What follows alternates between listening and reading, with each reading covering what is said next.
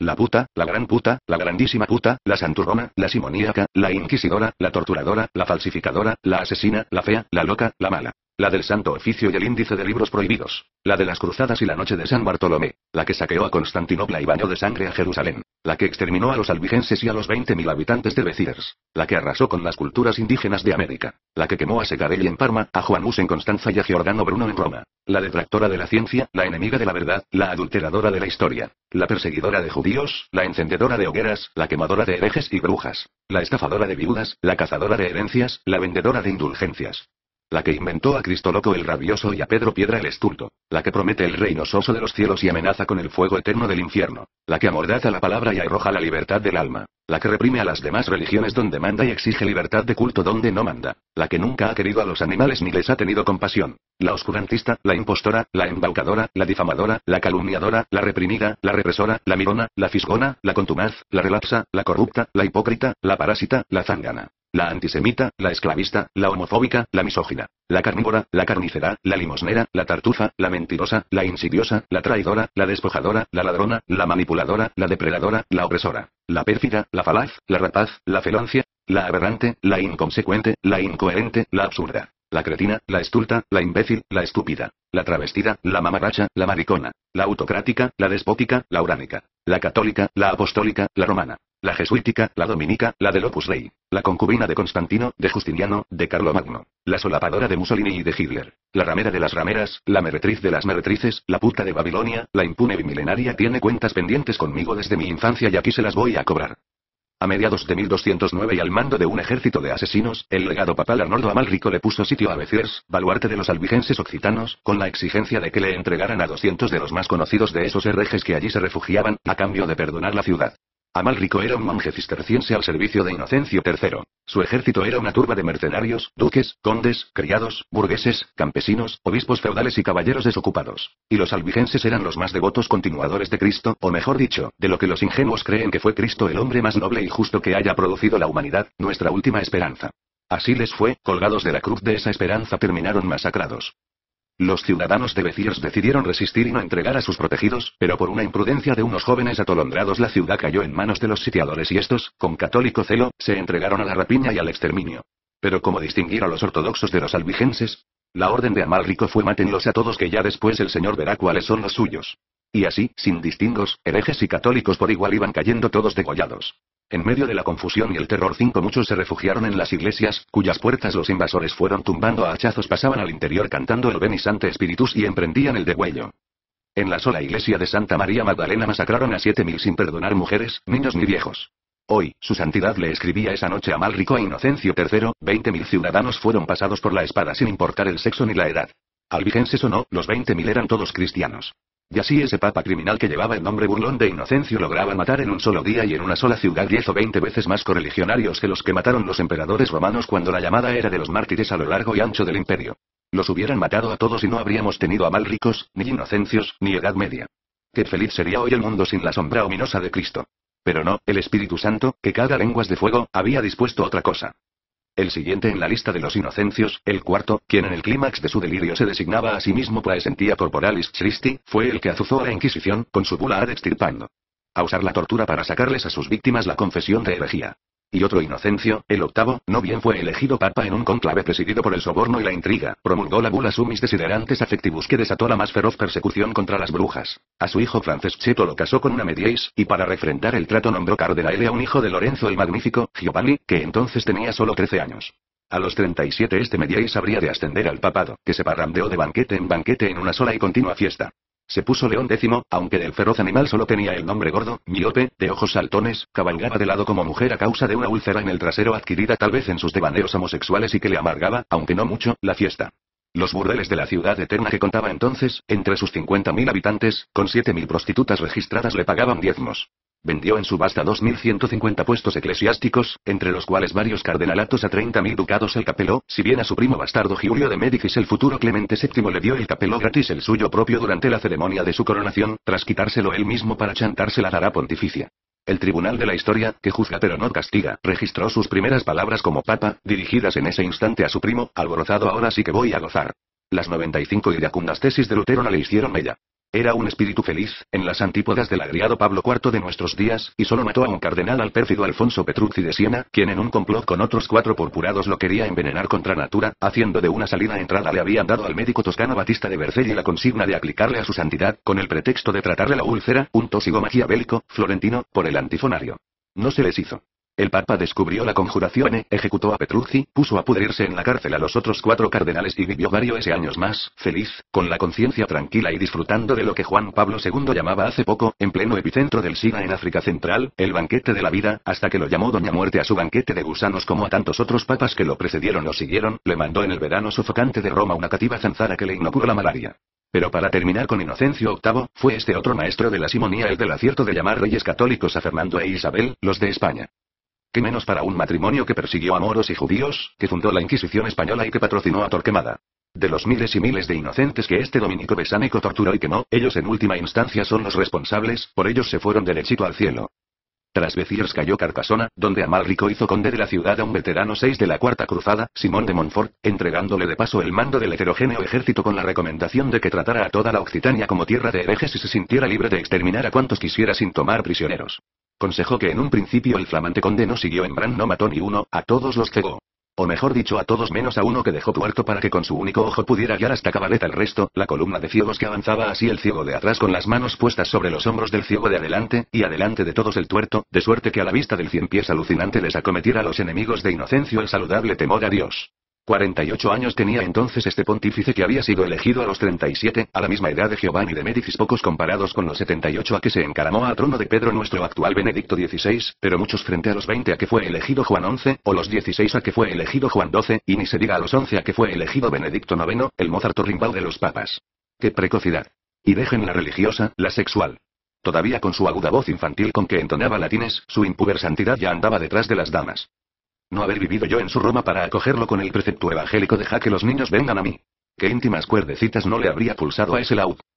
Benedicto IX, nombre de pila Teofilacto, era sobrino de Juan XIX, nombre de pila Romano, quien había sucedido a su hermano Benedicto VIII, otro Teofilacto, quien a su vez era sobrino de Juan XII, nombre de pila Octaviano, quien era hijo del príncipe romano Abérico II, quien era hijo de puta y nieto de puta, hijo de Marocia y nieto de Teodora, el par de putas, madre e hija, que fundaron la dinastía de los Teofilactos, que le dio 6 papas a la cristiandad, a saber los 4 enumerados más Juan XI, hijo ilegítimo de Marocia, y del papa Sergio III, y elevado al pontificado a los señalados 20 años por intrigas de su mamá, y Juan XIII, hijo de Teodora la joven hermana de Marocia, y un obispo. 6 papas que se dicen rápido, salidos en última instancia de una sola vagina papal multípara, la de Teodora la vieja o Teodora la puta. Según el obispo de Cremona Liutprando, el gran cronista del papado de esta época, Juan XIII solía sacarles los ojos a sus enemigos y pasó por la espada a la mitad de la población de Roma. Y según el mismo cronista, Juan XII era gran cazador y jugador de dado, tenía pacto con el diablo, ordenó obispo a un niño de 10 años en un establo, hizo castrar a un cardenal causándole la muerte, le sacó los ojos a su director espiritual y en una fuga apurada de Roma desvalijó a San Pedro y huyó con lo que pudo cargar de su tesoro. Cohabitó con la viuda de su vasallo Rainiera, la que le regaló cálices de oro y ciudades, y con la concubina de su padre Estefana, y con la hermana de Estefana, y hasta con sus propias hermanas. Violó peregrinas, casadas, viudas, doncellas, y convirtió el palacio laterano en un burdel. Claro, como era nieto y bisnieto de puta. Un marido celoso lo sorprendió en la cama con su mujer y lo mató de un martillazo en la cabeza. ¿Alcanzaría a eyacular? Tenía 24 añitos. Otro que murió en pleno adulterio a manos de un marido burlado fue Benedicto VII, sucesor de Benedicto VI. Pero no nos desviemos de la pornocracia, que es como un historiador de la Iglesia, el cardenal Baronio, bautizó a este período del papado del que el cronista obispo Liutprando fue testigo presencial. Muy bien puesto el nombre, como dedo en culo, como anillo en dedo de cardenal. Pero no únicamente para ese periodo. Para toda la historia de la puta. Nihil novum sub sole, dice el Eclesiastés, y sí, pero no siempre en todo hay una primera vez. Juan XIX sucedió a su hermano, Benedicto VIII. Pero ya antes Pablo I había sucedido a su hermano Esteban III. El papa Hormisdas engendró al papa Silverio. Pero ya antes el papa Anastasio I había engendrado al papa Inocencio I. Bonifacio VII estranguló a Benedicto VI y envenenó a Juan XIV. Pero ya antes Sergio III había asesinado a su antecesor León V y al antipapa Cristóbal, y Pelagio I había matado al papa Vigi VII dio por corrupto. Ahora bien, hablando con propiedad, un papa no puede matar a otro, pues en el momento del crimen el homicida todavía no es papa. Hasta que el Espíritu Santo no dé su exequatur en un cónclave, no hay papa. O sea, no puede haber 2 papas vivos. Uno sí, con su antipapa, y hasta con 2 antipapas. O ninguno durante los interregnos y mientras le eligen sucesor al muerto. Pero 2 a la vez, no repugna, teológicamente hablando. Así pues, por repugnancia teológica, es disparate hablar de papa papicida. Papa asesino y genocida los que quieran. Pero papa papicida no. A Juan VIII lo envenenaron y remataron a martillazos. Adulador y servil como pocos, este maestro del oportunismo coronó a Carlos el Calvo afirmando que Dios había decretado su elección como emperador desde antes de la creación del mundo, y en pago obtuvo una considerable ampliación de los dominios papales. Se prodigó en excomuniones tanto como nuestro Bojtila en canonizaciones. Fundó la primera marina real con barcos propulsados por remeros esclavos y mató a infinidad de saracenos como animales salvajes. Un pariente que aspiraba a sucederlo en el cargo lo envenenó y lo remató a martillazos molléolo, domus que in cerebro constaba. Percussus est, expiravit. Hasta que el martillo se le quedó clavado en el cerebro, según dicen los anuales fuldenses con una elegante concisión digna de historiador romano. A Adriano III, que había mandado azotar desnuda por las calles de Roma a una dama noble y que le había hecho sacar los ojos a un alto oficial del Palacio Laterano, lo asesinaron. Hoy es santo y su fiesta se celebra el 8 de julio. A Esteban VII lo encarcelaron y estrangularon. Este papa hijo de sacerdote fue el que hizo exhumar a su antecesor el papa Formoso, con 9 meses de muerto, para juzgarlo en el famoso sínodo del cadáver, en que lo revistió de sus ornamentos pontificios, lo sentó en la silla de Pedro, lo juzgó por 3 días y lo condenó por ambición desmedida de papado. Le arrancaron las vestiduras papales, lo vistieron con harapos, le cortaron 3 dedos de la mano derecha para que se curara del vicio de bendecir, lo arrastraron por las calles entre risotadas y burlas, lo volvieron a enterrar ahora en una cueva, lo volvieron a desenterrar, lo desnudaron, y así, desnudo, mutilado, vejado y putrefacto, lo tiraron al Tíber. A Esteban VII lo había precedido Bonifacio VI, un hijo de obispo que reinó 12 días y murió de gota. Y lo sucedió el Papa Romano, hermano del Papa Marino I y ambos hijos de cura. A Romano, que reinó 3 meses y murió en forma sospechosa, lo sucedió Teodoro II, que murió igual, a los 20 días de su pontificado. Alcanzó a sacar del Tíber el cadáver de Formoso y a enterrarlo por 3ª vez revestido de nuevo de sus galas pontificias. A Benedicto IV lo mataron en medio de una refriega entre partidarios y enemigos del difunto Papa Formoso unos agentes de Berengar de Friuli, rey de Italia. Y a Juan X lo depusieron, lo encarcelaron en Castel Sant'Angelo y lo asfixiaron con un cojín por instigaciones de Marocia, la hija de Teodora la Vieja, que había sido su amante y la que lo elevó del obispado de Rávena al papado.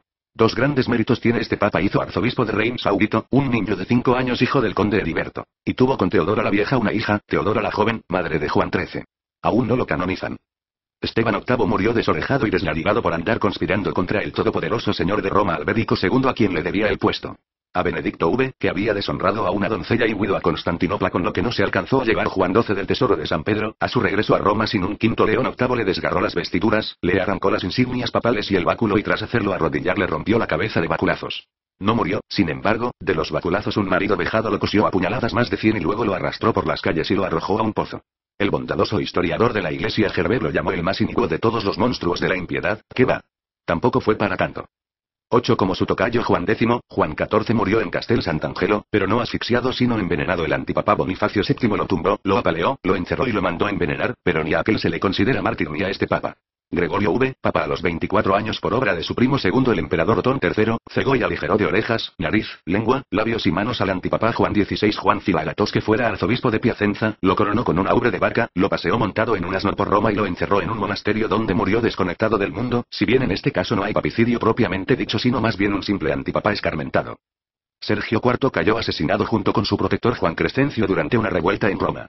A Clemente II lo envenenó con plomo Benedicto IX, nuestro papa niño que, no bien creció, por amor a una prima y a cambio de los diezmos de Inglaterra había abdicado en favor de su padrastro Gregorio VI, a quien Clemente II sucedió. El sucesor de Clemente, Dámaso II, murió en Palestrina a los 23 días de pontificado, según unos de malaria, según otros envenenado por el mismo ex papa niño. Ah, ¿qué me iba a imaginar yo que el laúd de mis amores iba a resultarme un papicida doble? Eso de deja que los niños vengan a mí es puro cuento. Los niños son corruptores de mayores y en cada uno de ellos hay un asesino en potencia. Estripan con sus piececitos a los grillos y les sacan los ojos a las ranas. A Juan XXI, papa letrado que reinó 8 meses durante los cuales le dejó el manejo de los asuntos eclesiásticos y terrenales al cardenal Giovanni Gaetano para dedicarse él por entero a sus erudiciones, le cayó encima el techo del pequeño estudio que se había construido detrás del Palacio Laterano y murió aplastado. ¿Quién le tumbó el techo no se sabe? Si no fue el cardenal Gaetano, que lo sucedió con el nombre de Nicolás III, entonces fue el Espíritu Santo. Nicolás III, muy sabiamente, se mudó al Palacio Vaticano, de techos menos inciertos. Urbano VI murió envenenado. A Pío III, sobrino de Pío II que lo nombró arzobispo de Siena a los 21 años, lo mató de gota el Espíritu Santo, a los 17 días de reinado. Otros 3 papas malogrados, que también se llevó el Paráclito en sus pañales pontificios, son Celestino IV, que reinó 14 días, León XI, sobrino de León X, que reinó 26, y Adriano V, que reinó 35. De los 263 papas con que el Paráclito ha bendecido a la humanidad, la suertuda, 10 duraron menos de 33 días, que es lo que alcanzó a reinar nuestro reciente Albino Luciani, alias Juan Pablo I, y varios otros un par de meses. ¿No se les hace muy raro? Serán los designios inescrutables de la traviesa paloma que a veces empantana un cónclave durante semanas, meses y aún años, para acabar llamando, celosa, a su elegido a los pocos días de coronado.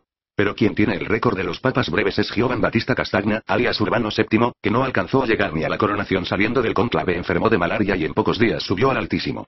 Era sobrino del cardenal Verallo y tenía un currículum burocrático impresionante. Entre los muchos puestos eclesiásticos que ocupó figuran los de consultor e inquisidor general del Santo Oficio, con los que amasó una fortunita. El día mismo en que salió elegido sucesor de Pedro, la zanzara matapapas se le posó encima con sus patas largas y le aplicó su letal inyección de plasmodium de parte del Espíritu Santo. La fortunita la dejó para el cuidado de las niñas pobres. Claro, como no se la podía llevar al cielo. Dicen que Albino Luciani murió del corazón. Y les creo. Muerto está aquel a quien el corazón se le para. Urbano VII no era sin embargo el primer papa inquisidor, pues ya lo había sido Adrián Florence de Dal, alias Adriano VI, uno de los sucesores en España de Torquemada. Ni sería el último. Sin ir más lejos, nuestro actual Joseph Ratzinger, alias Benedicto XVI, también fue inquisidor de la Inquisición hoy cantinflescamente llamada Congregación para la Doctrina de la Fe. Este Führer taimado dio el brinco al potro.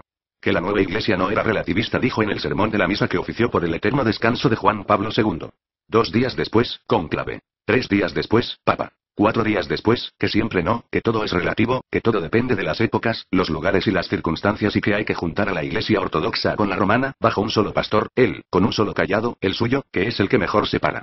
Por lo demás, ¿qué papa no es un inquisidor? Todos están inquiriendo en la conciencia ajena, olisqueando, olfateando, espiando por los agujeros. No hay papas buenos. Ni malos. Hay papas peores. Inocencios, Píos, Clementes, Benedictos, Bonifacios, Juanes, Pablos. Detrás de estos nombres bonachones o inocuos se ocultan monstruos. Inocencio III designa al monstruo Lotario da Segni. Inocencio IV al monstruo Sinibaldo Fieschi. Inocencio VIII al monstruo Giovanni Battista Gibò. Y así, yo nací bajo el pontificado de Eugenio María Giuseppe Giovanni Pacelli, alias Pío XII, el gran alcahueta de Hitler, pero no lo conocí.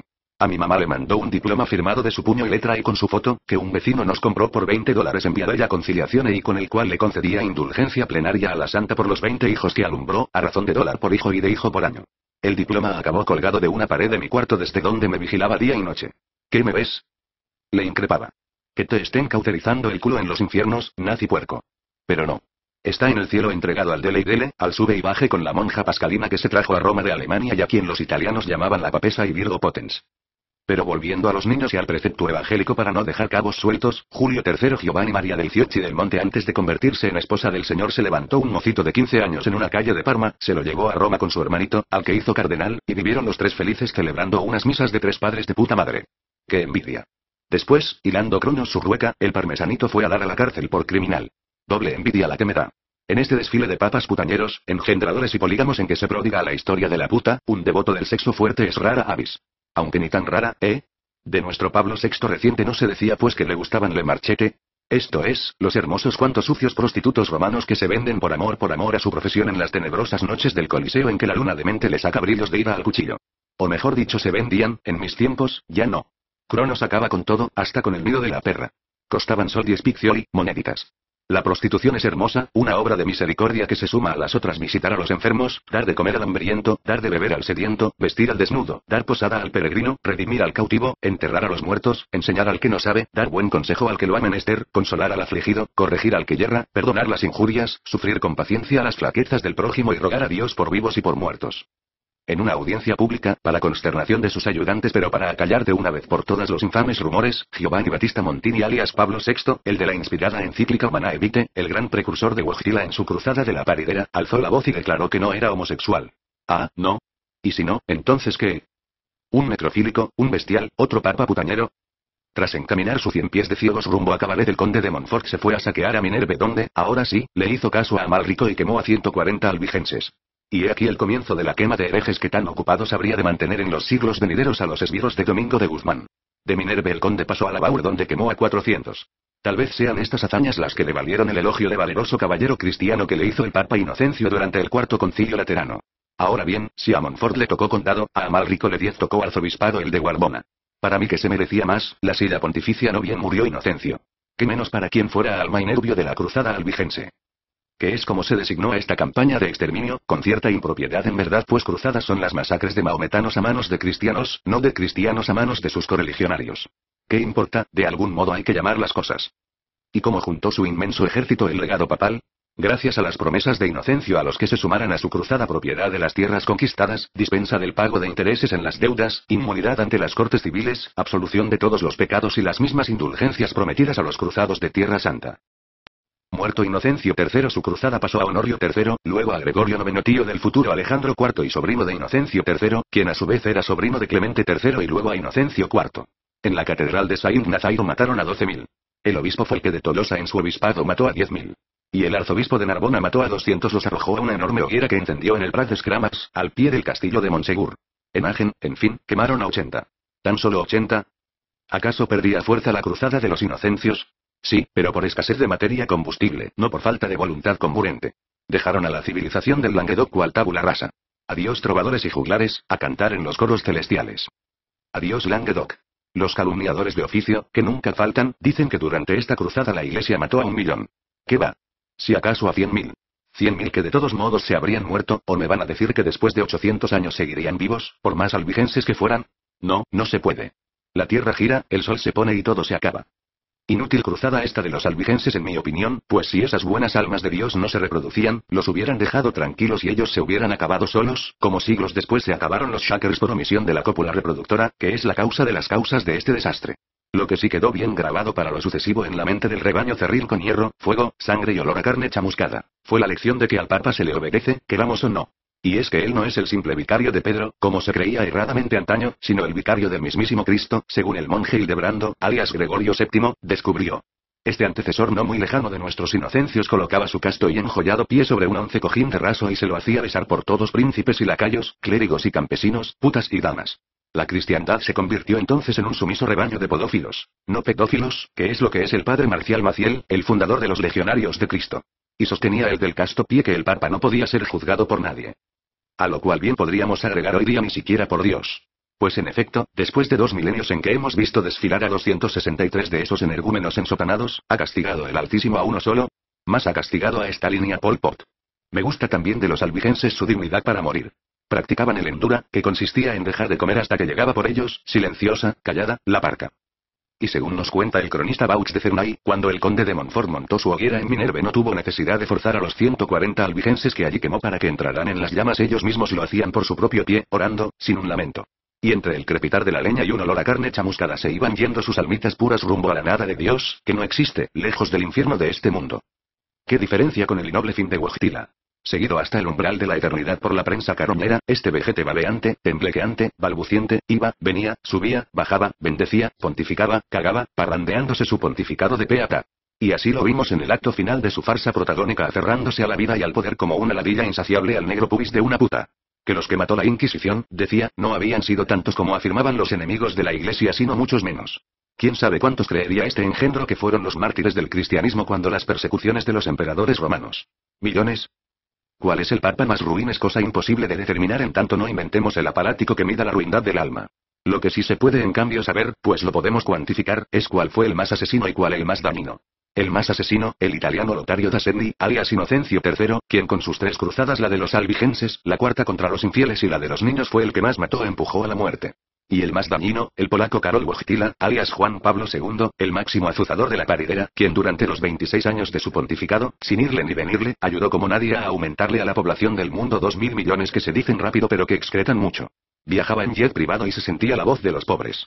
Y pensar que un día en México lo tuve a tiro de piedra. Pasó cagando bendiciones desde su papamóvil por la avenida Insurgentes frente a mi casa. Polonia lo parió. Pero en vez de repudiarlo o venderlo a un circo, hizo del monstruo su hijo predilecto. Malditos rusos que mataron a 100 millones con su comunismo y no sirvieron ni para acabar con tan pernicioso país. Ante el tribunal de la historia desde aquí denuncio a Karol Wojtyla que lo desentierren y lo juzguen como desenterró y juzgó el Papa Esteban VII el justiciero al Papa Formoso, y que le corten los 3 dedos de la su puta mano bendecidora, y así, mutilado y semi-engullido por los gusanos, mis hermanos gusanos que ya llevan meses envenenándose con él, lo tiremos en procesión solemne al Tíber como una bomba sucia musulmana para que contamine a Roma, la puta, la babilónica. Voy al supermercado, gente. Salgo a la calle, gente. Voy por la carretera, gente. Llego al aeropuerto, gente. Tomo el avión, gente. Me subo al metro, gente.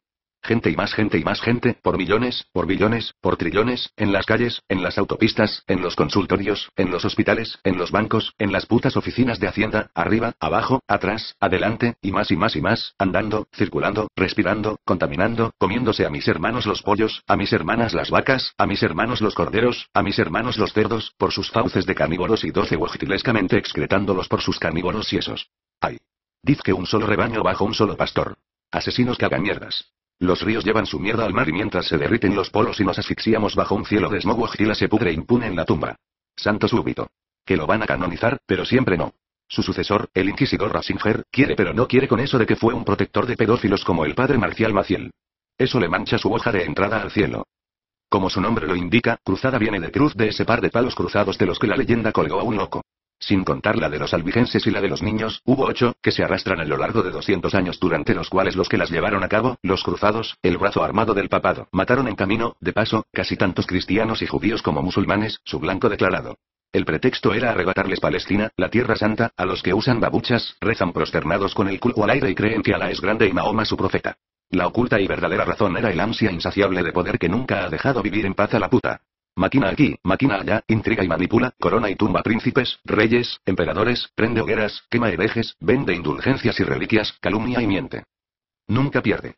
Siempre se las arregla para salir ganando esta parásita. ¿Y por qué santa esa tierra yerma de Palestina? Porque ahí nació, predicó y murió Jesús el carpintero, el hijo de una tal María que le puso los cuernos a un tal José con un tal Espíritu Santo. ¿Y qué hacía el carpintero? Predicaba el reino de Dios. No, quiero decir, ¿qué muebles hacía, fabricaba? Ah, qué sé yo. Ataúdes, cruces, jaulas, cajitas de madera para guardar huesos. La primera cruzada la lanzó Urbano II de Soltero O'Donnell de Chatillon, un sobornador y bellaco de calibre menor pero que, plagiando a Mahoma 500 años después de que la ideara este asesino, introdujo en Occidente el Z. Guerra Santa, con la concomitante promesa del cielo para los que murieran en ella. Y he aquí el origen del gran negocio de las indulgencias que aunado a la venta de reliquias tan provechoso habría de serie a la puta en los siglos venideros. Vendían astillas de la cruz de Cristo, púas de la corona de espinas, plumas del arcángel San Gabriel, prepucios del niño Jesús, sangre menstrual de la Virgen.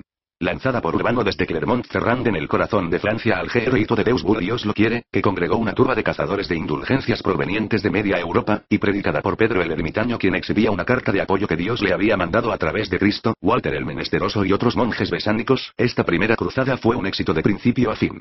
Corrió sangre. Antes de salir de Europa rumbo a Tierra Santa, y a modo de calentamiento, las huestes del crucificado se entrenaron matando judíos. Una turba guiada por Emils de Leisingen al que le apareció milagrosamente una cruz en el pecho quemó a los de Mainz y de Worms. Y otras guiadas por los curas Volkmar y Gottschalk masacraron a los de Praga y a los de Regensburg. Por Hungría, Yugoslavia y Bulgaria, países cristianos, pasó la horda vándala devastando campos y ciudades. En Zemún Pedro el ermitaño mató a 4000 cristianos y luego quemó a Belgrado. Y todo con la bendición de los obispos acompañantes. Una vez en Asia Menor, iban decapitando infieles por donde pasaban para después lanzar sus cabezas por sobre las murallas de las ciudades que sitiaban como Nicea, Antioquía y Tiro con el fin de desmoralizar a sus defensores, que les contestaban catapultándoles las cabezas de sus conciudadanos cristianos. Pero el apoteosis del horror fue en Jerusalén. A los saracenos los torturaban durante días, los obligaban a saltar de las torres, los flechaban, los decapitaban. A los judíos que se refugiaron en la sinagoga los quemaron vivos. Y en el templo de Salo XIII escribe el cronista Raymond de Aguilers, la sangre les llegaba a los caballos hasta las bridas, justo y maravilloso castigo de Dios a los infieles. Los cadáveres de infieles y caballos se apilaban en las calles entre cabezas, manos y pies cercenados. 2 semanas antes de que los cruzados tomaran a Jerusalén murió Urbano, de suerte que no alcanzó a recibir la noticia. Dios, que es malo hasta con sus esbirros, lo privó de ese placer. Desde el punto de vista de los crímenes de los caballeros cristianos, las otras 7 cruzadas comparadas con la primera son peccata minuta. La segunda, predicada por San Bernardo de Claraval, fue un fracaso. La tercera, predicada por el arzobispo Guillermo de Tiro, otro, si bien en ella Ricardo Corazón de León masacró en Acre a 3000 y mandó rajar los cadáveres en busca de joyas por si se las hubieran tragado sus dueños para llevárselas a la eternidad. En la cuarta, lanzada por nuestro Inocencio III, les fue más bien destruyeron a Zara, y a Constantinopla la saquearon e incendiaron. Dice el cronista Geoffrey Villardouin que nunca desde la creación del mundo se había tomado tanto botín en una sola ciudad. Inocencio, ensoberbecido y feliz, le escribía al emperador griego diciéndole que el justo juicio de Dios había castigado a los suyos por negarse a entregarle la túnica inconsútil de Cristo. ¿Para qué querría este papa opulento dueño de medio mundo una túnica sin costuras toda lanceada? ¿Para venderla en reliquias milimétricas? La cuarta cruzada fue otro fracaso, la quinta otro, la sexta otro, y otros la séptima y la octava emprendidas por San Luis rey de Francia a quien Dios, cuyos designios son insondables, permitió que los mahometanos de Egipto lo tomaran preso en Mansur. Mediante el pago de un elevado rescate se salvó el santo, pero necio como pocos no escarmentó y reincidió y emprendió la octava cruzada, que le costó la vida. Dios, en castigo a su terquedad, le mandó esta vez una peste a su campamento en Túnez y lo mandó a su gloria. ¿Y qué hacía este santo rey en Egipto y Túnez, que están por fuera de Tierra Santa? Ah, pues conquistando otras tierritas para el crucificado. Su fiesta se celebra el 25 de agosto, y se le reza así: San Luis, rey de Francia, rey cruzado, no dejes que la obstinación perniciosa me lleve a cometer locuras y a reincidir en errores. Gracias y amén. Es el santo de los tercos, pero no sirve para un carajo. ¿Qué va a servir si ni siquiera se salvó a sí mismo? Las anteriores 8 cruzadas son las de los mayores. Ahora viene la de los niños, si bien estricto sensu esta no se puede considerar cruzada pues no contó con la sanción del Papa. Él, nuestro Inocencio, no la aprobó. Es más, la deploró y lloró su fracaso. Todo empezó cuando el pastorcito francés Stephen de Vendôme, siguiendo las órdenes de Cristo que se le aparecía en visiones, reclutó un ejército de 50.000 niños y adultos pobres y partió a la reconquista de la Tierra Santa. Alcanzó a llegar a París, donde el ejército se le desbandó. Otro niño, ahora alemán, Nicolás de Colonia, lo reemplazó entonces y en las tierras del Rin y el Bajo Lorena reunió un ejército todavía mayor que el del francesito. En Maguncia desertaron los primeros niños, pero el resto cruzó los Alpes y pasó a Italia, donde la banda se siguió desintegrando. Unos tomaron hacia Venecia, otros hacia Pisa, otros hacia Piacenza y Génova, otros hacia Roma, otros hacia Marsella, sin que se volviera a saber de la mayoría de ellos, que perecieron en el camino. De los que llegaron a Pisa algunos se lograron embarcar rumbo a Tierra Santa, pero para caer en manos de corsarios saracenos que se han debido de dar con ellos un banquete de sibaritas digno del padre Maciel y sus legionarios de Cristo. El niño cristiano, de ayer y de hoy, es un simio imitador, hace lo que les ve hacer a los mayores. Las convocatorias alucinadas de Pedro el Ermitaño, Walter el Menesteroso, el arzobispo de Tiro y San Bernardo de Claraval habían seguido resonando en el aire de Europa, y en las calabacitas huecas de esas desventuradas criaturas encontraron eco. Culpa toda de la puta, que 14 enciende cabezas y hogueras. Aunque la Inquisición, el invento más monstruoso del hombre, se le atribuye a Ugolino da Senni, alias Gregorio IX, en última instancia también se le debe, como tantos otros horrores, a su tío Inocencio III, que fue quien mandó a la Occitania a Domingo de Guzmán, el fundador de los dominicos, los primeros esbirros papales organizados en una orden, a predicar y a someterle por las buenas a los albigenses. Cuando este español cerril fracasó se desencadenó la cruzada contra los albigenses de que aquí hemos tratado. Pues bien, la Inquisición nació para continuar la quema de herejes iniciada durante esa cruzada en el Languedoc. Luego pasó a quemar brujas, judíos, maometanos, protestantes y cuantos se negaran a prestarle obediencia ciega al tirano ensotanado de Roma. Gregorio IX, el sobrino del asesino y a su vez asesino, instituyó el engendro como un tribunal independiente de los obispos y las cortes diocesanas y lo puso en manos de los dominicos, que solo respondían ante él. Decretó formalmente la pena de muerte para los herejes, que de hecho ya se venía aplicando desde hacía décadas, y el viejo principio jurídico del derecho romano y del germánico de que un acusado es inocente mientras no se pruebe que es culpable lo invirtió: es culpable mientras no pruebe que es inocente. Nunca para la Inquisición hubo inocentes. La presunción de inocencia atentaba contra su razón de ser. Lo que tenían que decidir los inquisidores no era la culpabilidad o la inculpabilidad del indiciado, sino el grado de culpabilidad. De ese Gregorio IX decía el emperador Federico II que era un fariseo sentado en la silla de la pestilencia y ungido con el óleo de la iniquidad, y que papa no lo es. Con su frase Federico acababa de inventar la gregorimía, nueva figura de retórica en que el individuo vale por la especie. Dotados por Gregorio IX de su novedoso principio jurídico del inocente culpable, y del más variado instrumental de tortura y misericordia que para salvar almas les permitía asfixiar, quebrar huesos y quemar vivo al prójimo aunque sin derramar sangre, los secuaces de Domingo de Guzmán se entregaron entonces a su obra pía de mentir, calumniar, torturar, expropiar, robar y matar, que los mantuvo ocupados 5 siglos. Dominicanes los llamaban perros del Señor.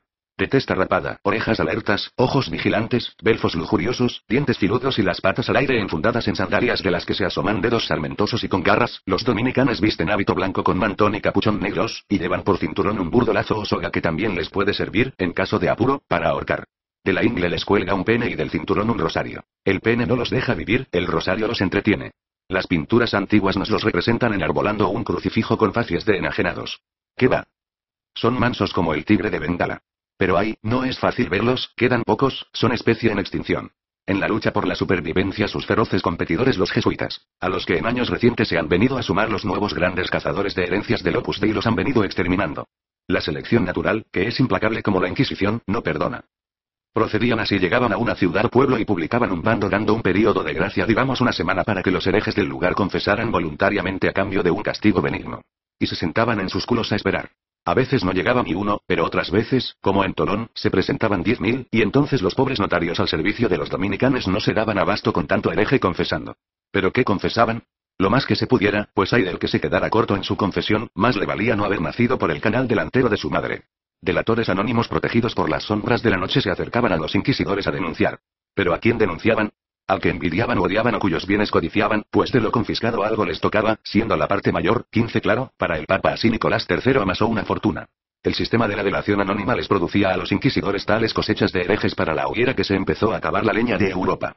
Torquemada, a quien el Papa Sixto IV nombró Inquisidor General de España por recomendación de los reyes católicos, pues era el confesor de la reina en sus 11 años de servicio a la causa del crucificado, entre herejes, apóstatas, brujas, vígamos, usureros, judíos, moros y cristianos, condenó a 114.000 a variadas penas y quemó a 10.000.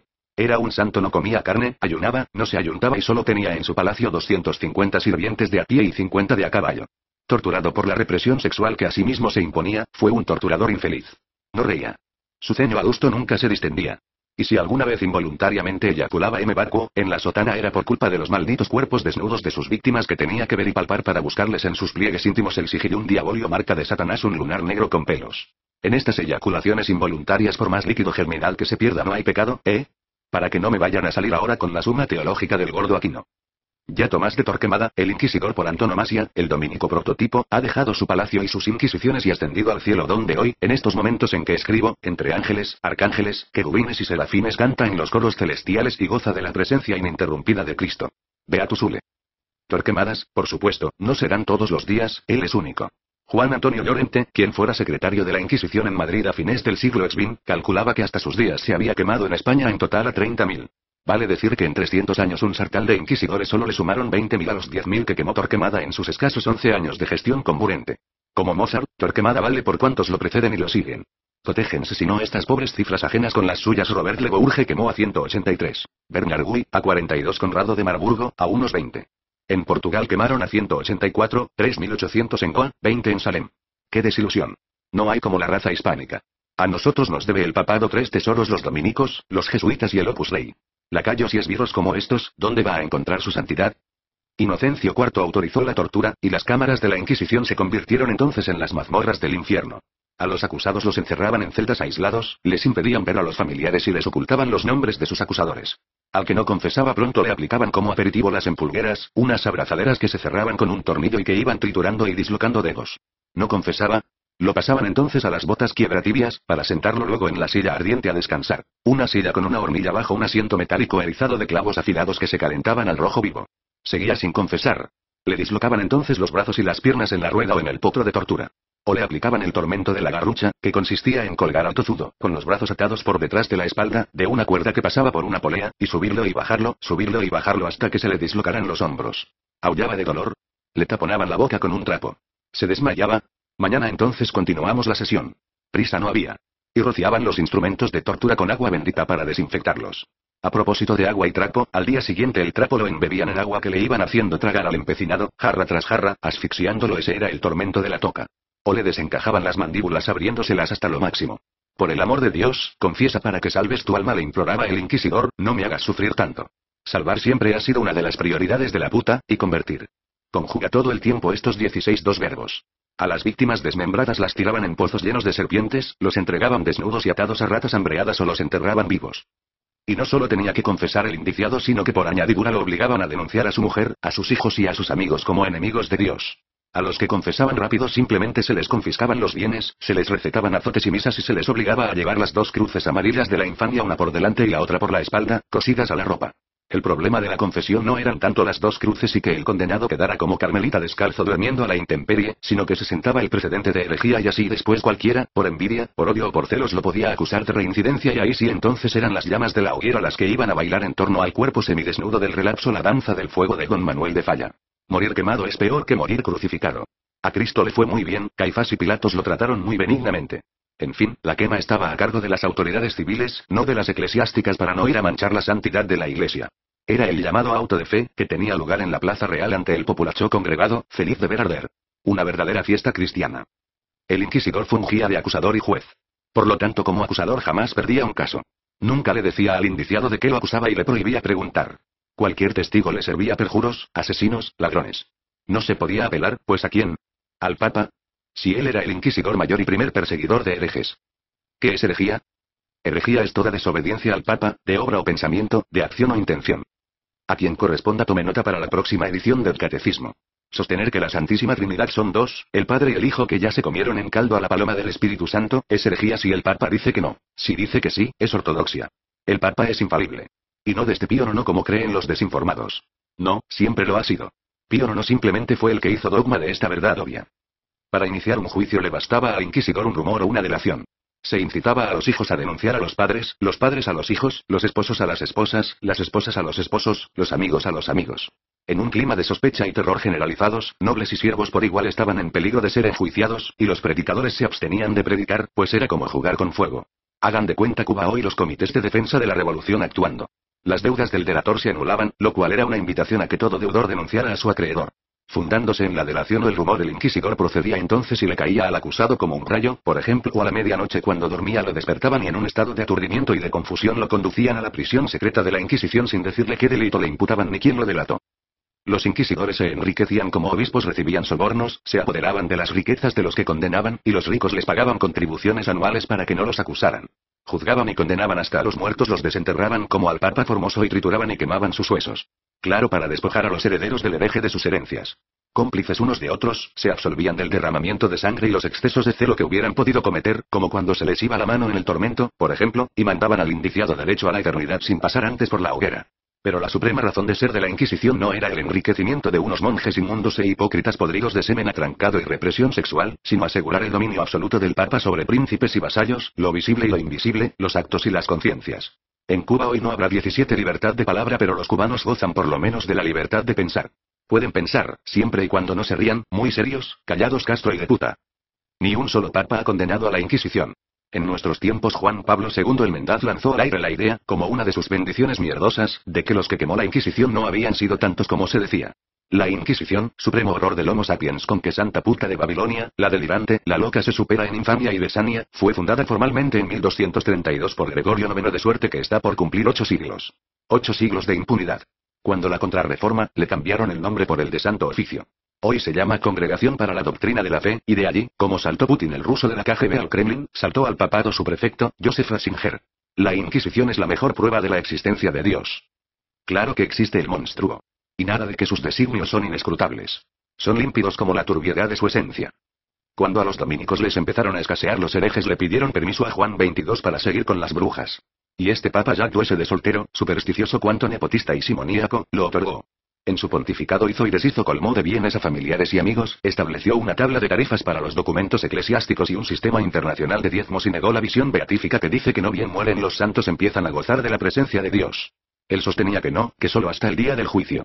Y con cierto sentido del pendant también sostenía que los demonios y los condenados todavía no están sufriendo en el infierno.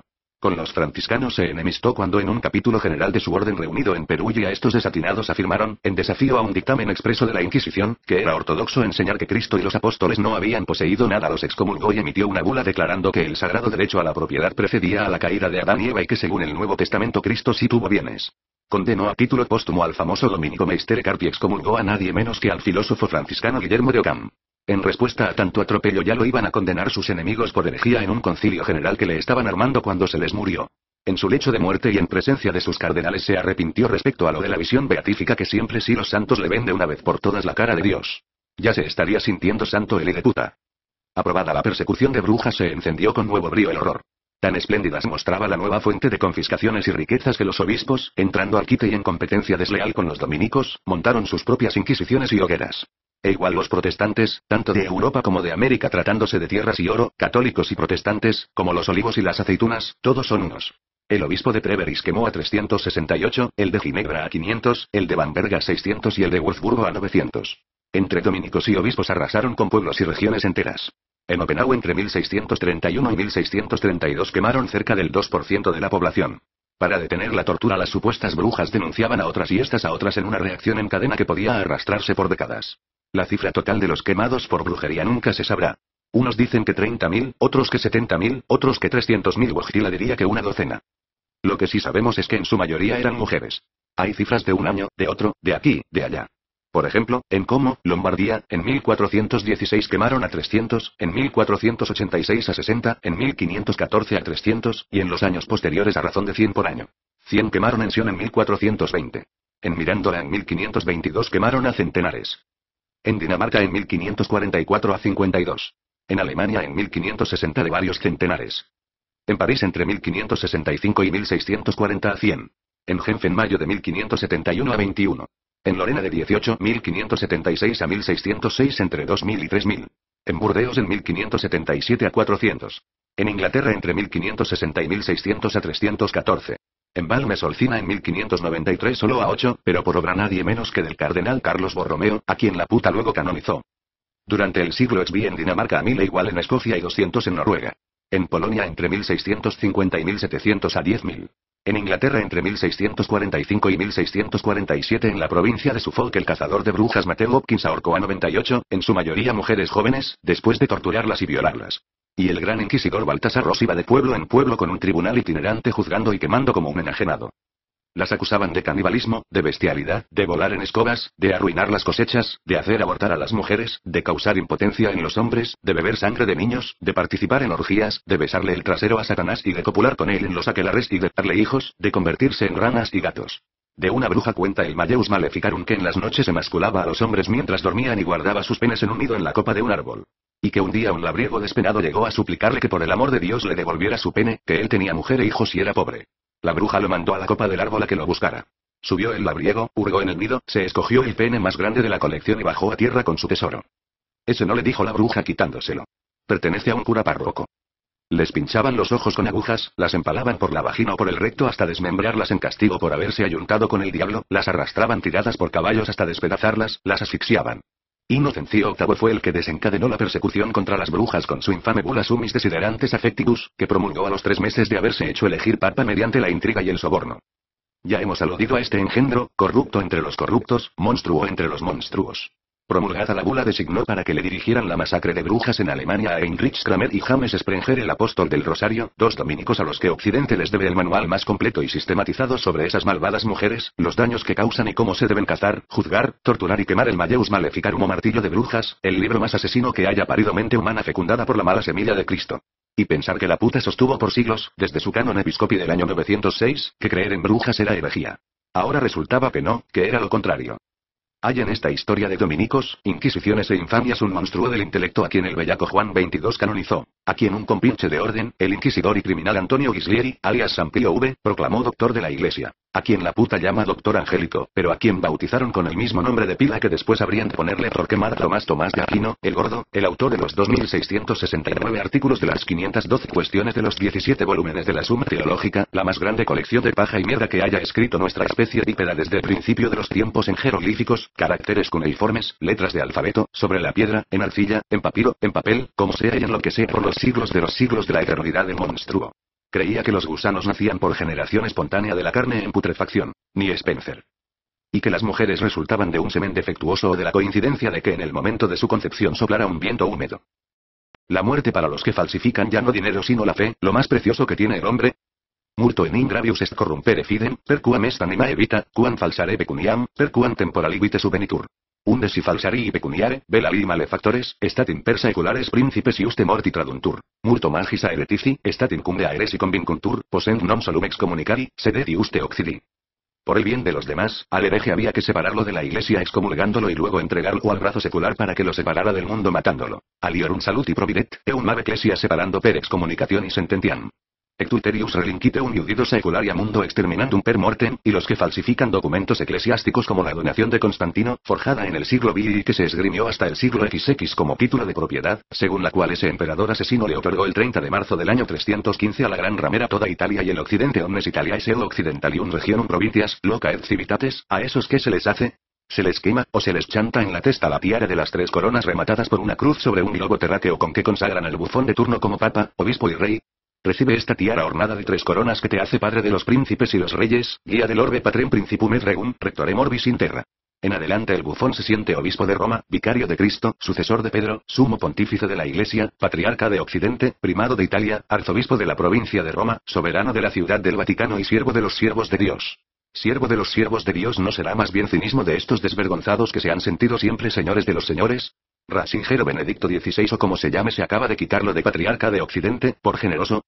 Por generoso, no por rapaz, por insaciable, por aborazado. Porque se siente patriarca no solo de Occidente sino también de Oriente. Solo que el Oriente lo perdió la puta desde el 16 de julio de 1054 cuando el altanero legado papal Humberto de Moyenmoutier le tiró en la cara la bula de excomunión de León IX al patriarca de Constantinopla Miguel Celulario en el altar mayor de Santa Sofía y las dos iglesias, enfrentadas desde hacía siglos, se separaron formalmente. Celulario a su vez excomulgó a León IX. Sin ninguna originalidad en realidad, pues 200 años atrás el Papa Nicolás I y Focio, el patriarca de Constantinopla de entonces, ya se habían intercambiado excomuniones. Como dos verduleras agarradas de la greña por una yuca, Papa y patriarca se pelearon por el filioque, un agregado occidental al tercer artículo del credo de Nicea que ya había hecho correr sangre. Creo in spiritum santum qui ex padre filioque procedit. Creo en el Espíritu Santo que procede del Padre y del Hijo. Filioque quiere decir y del Hijo, esa es la yuca. Bizancio decía que solo del Padre. Roma, que del Padre y del Hijo. Que un padre se acople con un hijo para dar a luz una paloma es una doble monstruosidad. Por incestuosa y contra natura. En esto Roma yerra. Pero que un padre tenga por hija una paloma sin la colaboración de nadie es igual de monstruoso. Con alguien ha de tenerla. ¿O es que acaso el padre es un anfibio partenogenético? Bizancio también yerra. Para agravar la discordia de la yuca, Nicolás y Focio pretendían el territorio de Bulgaria. Focio lo quería para él, sin filioque. Nicolás lo quería para sumárselo a la donación de Constantino, con filioque. Después de la existencia de Cristo, el fraude más desvergonzado de la puta es la llamada donación de Constantino Constitutum Constantinio Privilegium Santae Romanae Ecclesiae que pergeñaron los escribas de Esteban III en el año 752 y en virtud de la cual, desde ese papa hasta el acuerdo laterano de 1929 entre Pío XI y Mussolini, la gran ramera pretendió que era dueña de medio mundo con el cuento de que el emperador Constantino se lo había dado al papa Silvestre en agradecimiento porque este lo 20 había curado milagrosamente de la lepra. Y cuando estaba en el fondo de la pila bautismal purificándome con la triple inmersión, cuenta Constantino, en ese engendro de documento vi una mano del cielo que me tocaba cuando salí del agua, estaba curado de la inmundicia de la lepra. Y así, tras recibir el misterio del sagrado bautismo de mano del bienaventurado Papa Silvestre, entendí que no había más Dios que el Padre, el Hijo y el Espíritu Santo que él predica, una Trinidad en la unidad y una unidad en la Trinidad. El que masacró a millares salía de la pila bautismal no solo bautizado y curado de la lepra sino convertido en teólogo. Y en consecuencia, por nuestra sacra potestad imperial, per nostram imperialem iussionem sacram les otorgamos a nuestro beatísimo Padre el sumo pontífice Silvestre y a sus sucesores, para que las gobiernen, regiones del oriente y del occidente, y aun del norte y el sur en Judea, Grecia, Asia, Tracia, África e Italia más sus islas. Acto seguido el recién bautizado se trasladó a Bizancio, que en adelante se llamó Constantinopla, con el fin de dejarles a los representantes del emperador del cielo el pleno dominio de Occidente, de sus comarcas y palacios empezando por el Laterano. En el Renacimiento el humanista Lorenzo Valla desenmascaró la patraña, pero ¿quién le iba a hacer caso a ese aguafiestas en plena orgía papal? Suerte tuvo de que no lo quemaran vivo como a los albigenses. Hoy no solo Oriente no le pertenece sino tampoco Occidente. Ratzinger, por lo tanto, no está renunciando a nada cuando se despoja de un título tan vacío como espurio. Nada tiene. Ni siquiera dientes. Es un inquisidor desdentado que ya no puede torturar ni quemar por más que le nazca del alma. Mentir sí y extender la mano y expoliar viudas. A Auschwitz acaba de ir a increpar a Dios por el holocausto judío y los crímenes del nazismo. ¿Por qué permitiste esto, señor? Preguntó al aire este Jeremías impúdico en el descampado de lo que fuera el más espantoso de los campos de concentración, aureolado por los flashes de la prensa alcahueta. Le hubiera preguntado más bien a la momia putrefacta de Pacerio Pío XII o Impío XII por qué no levantó su voz cuando podía contra Hitler. Vengo, dijo en Auschwitz, como hijo del pueblo alemán por sobre el que un grupo de criminales llegó al poder mediante falsas promesas de grandeza futura. En el fondo, matando a esa gente, estos depravados al que querrían matar era de Dios. Esa gente son los judíos, a los que sus antecesores persiguieron y masacraron durante 1700 años, desde que la puta empezó a mandar en calidad de concubina de Constantino y de Justiniano, con la calumnia de que habían crucificado a Cristo.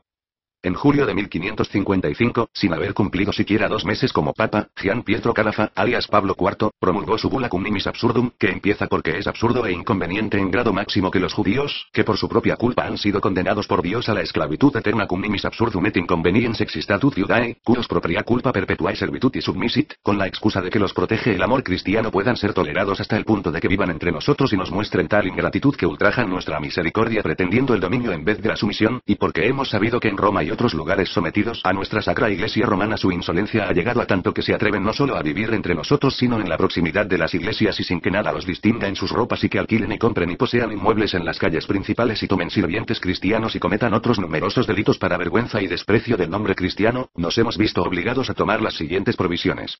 Y siguen las provisiones que son obvias dado el preámbulo: confinar a los judíos en guetos que solo podían tener una sinagoga, obligarlos a venderles todas sus propiedades a los cristianos, a precios irrisorios a bona immobilia, quad praesens possident, infra tempus eis per ipsos magistratus praesignandum, Christianis vendere. Prohibirles la casi totalidad de los oficios y profesiones empezando por la medi 21 cina et qui ex eis medic fuerint, etiam vocati et rogati, ad curant Christianorum accedere a utilii interesse nequeant. Prohibirles tener servidumbre cristiana y que las mujeres cristianas les dieran el pecho a los recién nacidos judíos nutrices quoque seu ancillas autalias utriusques sexus servientes cristianos avere, veleorum infantes per mulieres cristianas lactari aut nutrir y facere. Prohibirles jugar, comer, conversar y tener toda familiaridad con los cristianos seu cum ipsis cristianis ludere aut comedere ver familiaritatem seu conversationem avere millatenus praesumant. Prohibirles tener negocios fuera del gueto. Y obligarlos a llevar distintivos especiales en la ropa.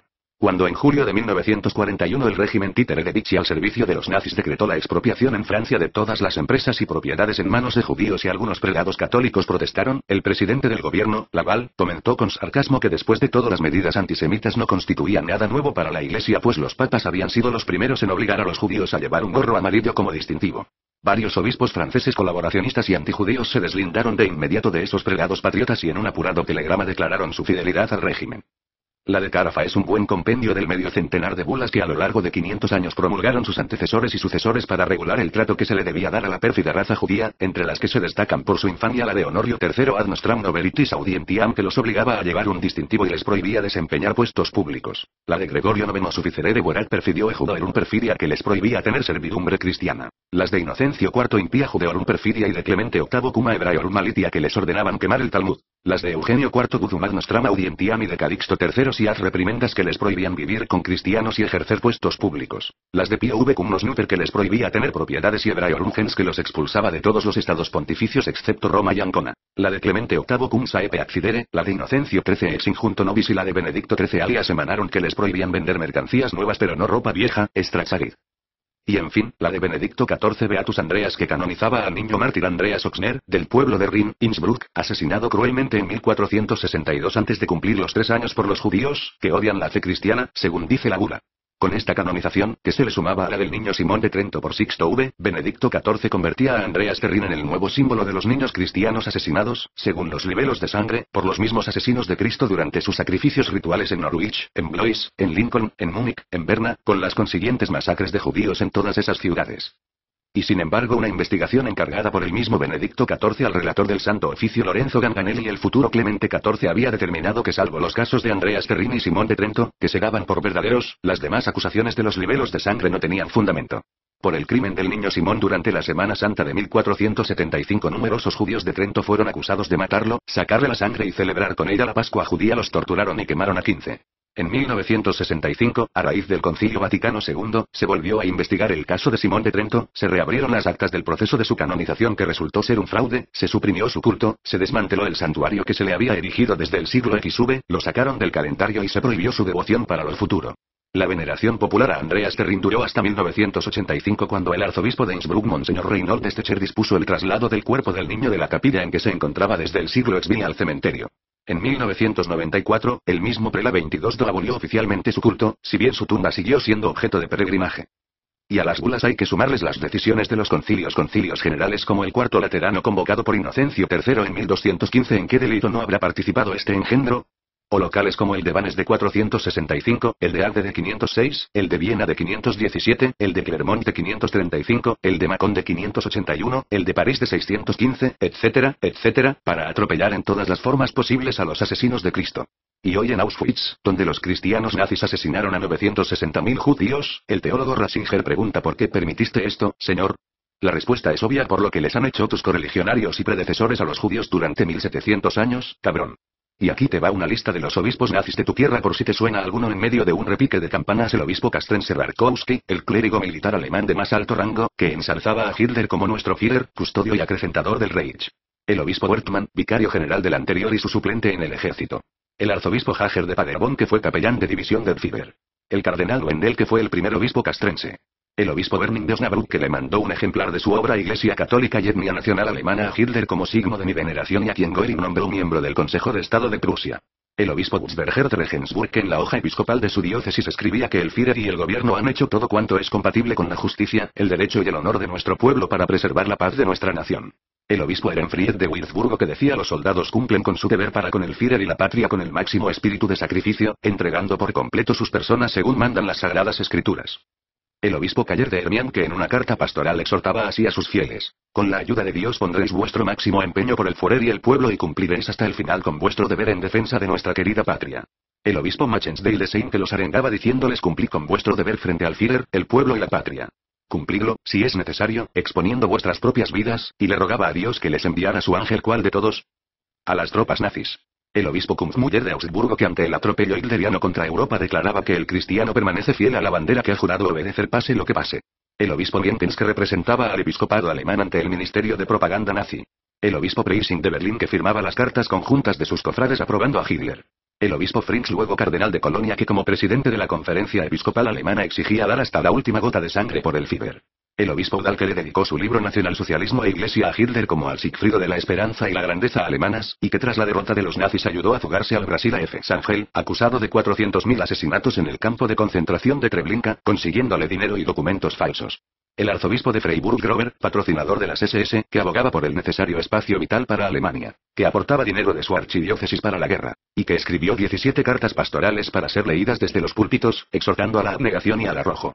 El arzobispo Kolb de Bamberg, que predicaba que cuando combaten ejércitos de soldados debe haber un ejército de sacerdotes que los secunden rezando en la retaguardia. El cardenal y conde von Galen, el león de Münster, que saludó a la Wehrmacht como protectora y símbolo del honor y el derecho alemanes y que escribía en la Gaceta Eclesiástica de su región: son ellos, los ingleses, los que nos han declarado la guerra. Y después nuestro Führer les ha ofrecido la paz, incluso 2 veces, pero ellos la han rechazado desdeñosamente. El cardenal Bertram de Breslau, presidente de la conferencia episcopal, que por encargo de 23 los obispos de Alemania le enviaba este telegrama a Hitler: el hecho grandioso del afianzamiento de la paz entre los pueblos sirve de motivo al obispado alemán para expresar su felicitación y gratitud del modo más respetuoso y ordenar que el próximo domingo se proceda a un solemne repique de campanas. El cardenal Schulte de Colonia, que escribía en una carta pastoral: ¿no debemos acaso ayudar a todos nuestros valientes en el campo de batalla con nuestra fiel oración cotidiana? El cardenal Faulhaber, el león de Múnich, que en 1933 llamaba a Pío XI el mejor amigo de los nazis, que en 1934 le prohibía a la Conferencia Mundial Judía que mencionara siquiera su nombre a propósito de una supuesta defensa suya de los judíos, una afirmación delirante, que fue obispo castrense antes de ponerse al frente del episcopado bávaro, y que mandaba rezar por Hitler y le hacía repicar las campanas tras el fallido atentado contra este, ofreció una misa solemne en acción de gracias en la iglesia de Nuestra Señora de Múnich y junto con todos los obispos de Bavaria le mandó una carta felicitándolo por haberse salvado. Discípulo aventajado de la puta de Babilonia que se acuesta con el que gane, este león de Múnich fue antinazi antes de 1933, nazi ditirámbico entre 1933 y 1945, y antinazi indignado después de 1945. Que fue ni más ni menos el comportamiento del episcopado austríaco cuando el Anschluss, el cardenal Nitzer, el arzobispo Weitz y los obispos Efter, Paulikowski, Fjener y Memmelauer se pasaron en bloque a Hitler y firmaron una proclama aprobando la anexión de su país al Reich alemán y exhortando a sus fieles a apoyar el régimen nazi. Y cuando Hitler entró a Austria lo recibieron con repique de campanas y cruces gamadas colgando de las iglesias vienesas. Y hoy, después de todo lo anterior, con hondo dolor teológico que le brota de lo más profundo de su ser, pregunta Ratzinger en pleno Auschwitz: ¿por qué permitiste esto, Señor? Claro que Dios existe.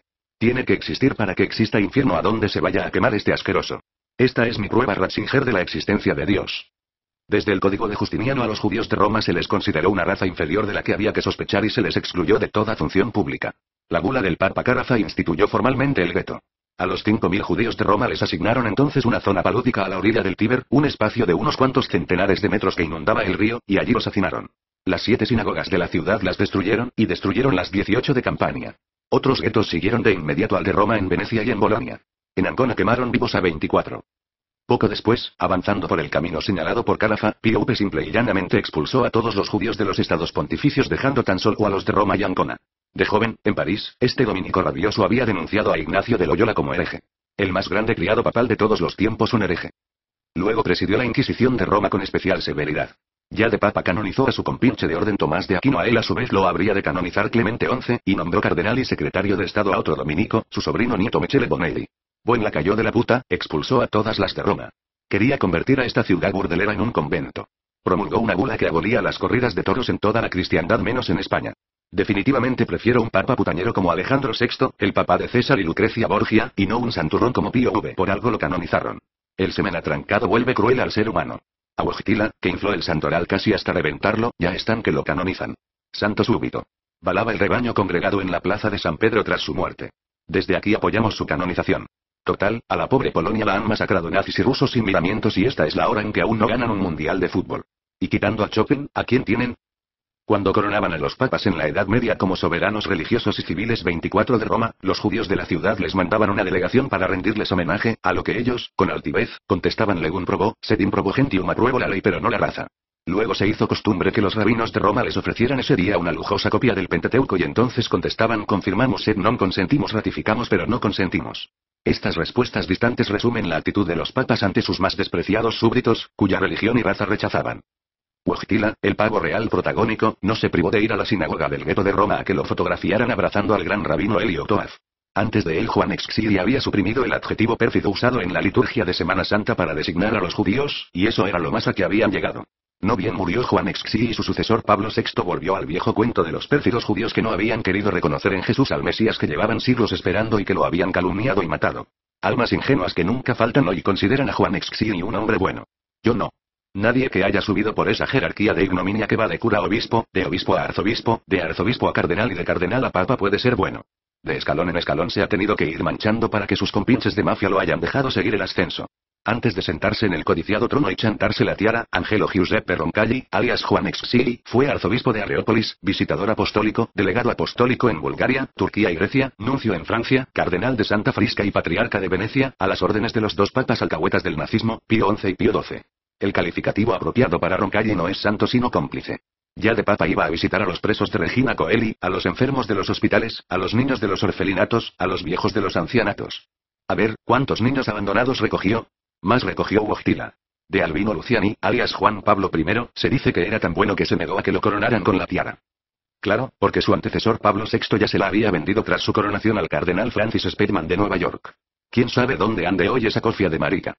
Yo digo que hay que mandarla a un circo. O al Museo de Cera de Madame Tussauds para que se la pongan a Jack el Destripador.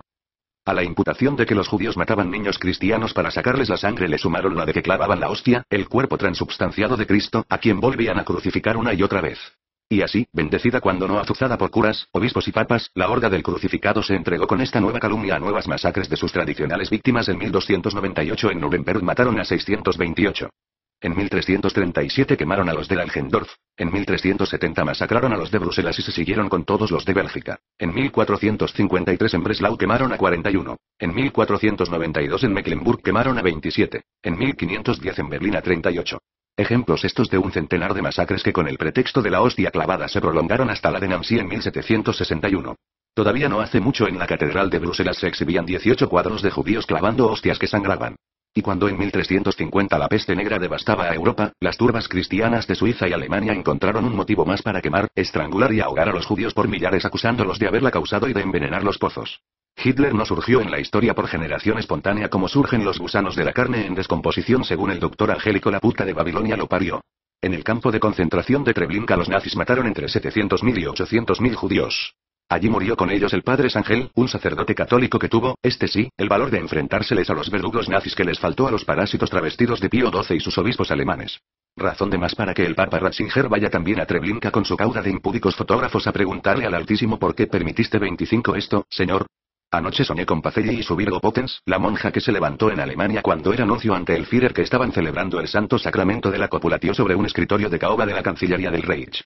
La penumbra apenas si dejaba ver pero no me quedaban dudas, era él con ella el futuro Pío XII de Augusto Ceño jesuítico en plena penetratio masin inseminatio, introduciéndole a su amorcito teutónico, la futura papesa, un largo falo flaco y puntiagudo que de repente para horror de Tomás de Aquino que los espiaba por un hueco que había horadado en el techo. Sacaba de su receptáculo natural y eyaculaba en el aire. ¿Y saben qué? Semen de Satanás. Una especie de polvo negro de carbón del diablo. Un rayo del sol poniente que se filtró por los altos ventanales le iluminó al futuro pontífice por un instante el escuálido trasero, y tenía tatuada en la nalga izquierda una cruz y bajo la cruz, grabada en letras de sangre, la leyenda constantiniana Inox signo vinces. Con este signo vencerás. Qué cosas las que sueña uno. Y que de la planta baja por el patio interior tapizado de piedras subía una voz de lesbiana nazi cantando Billy Marlene.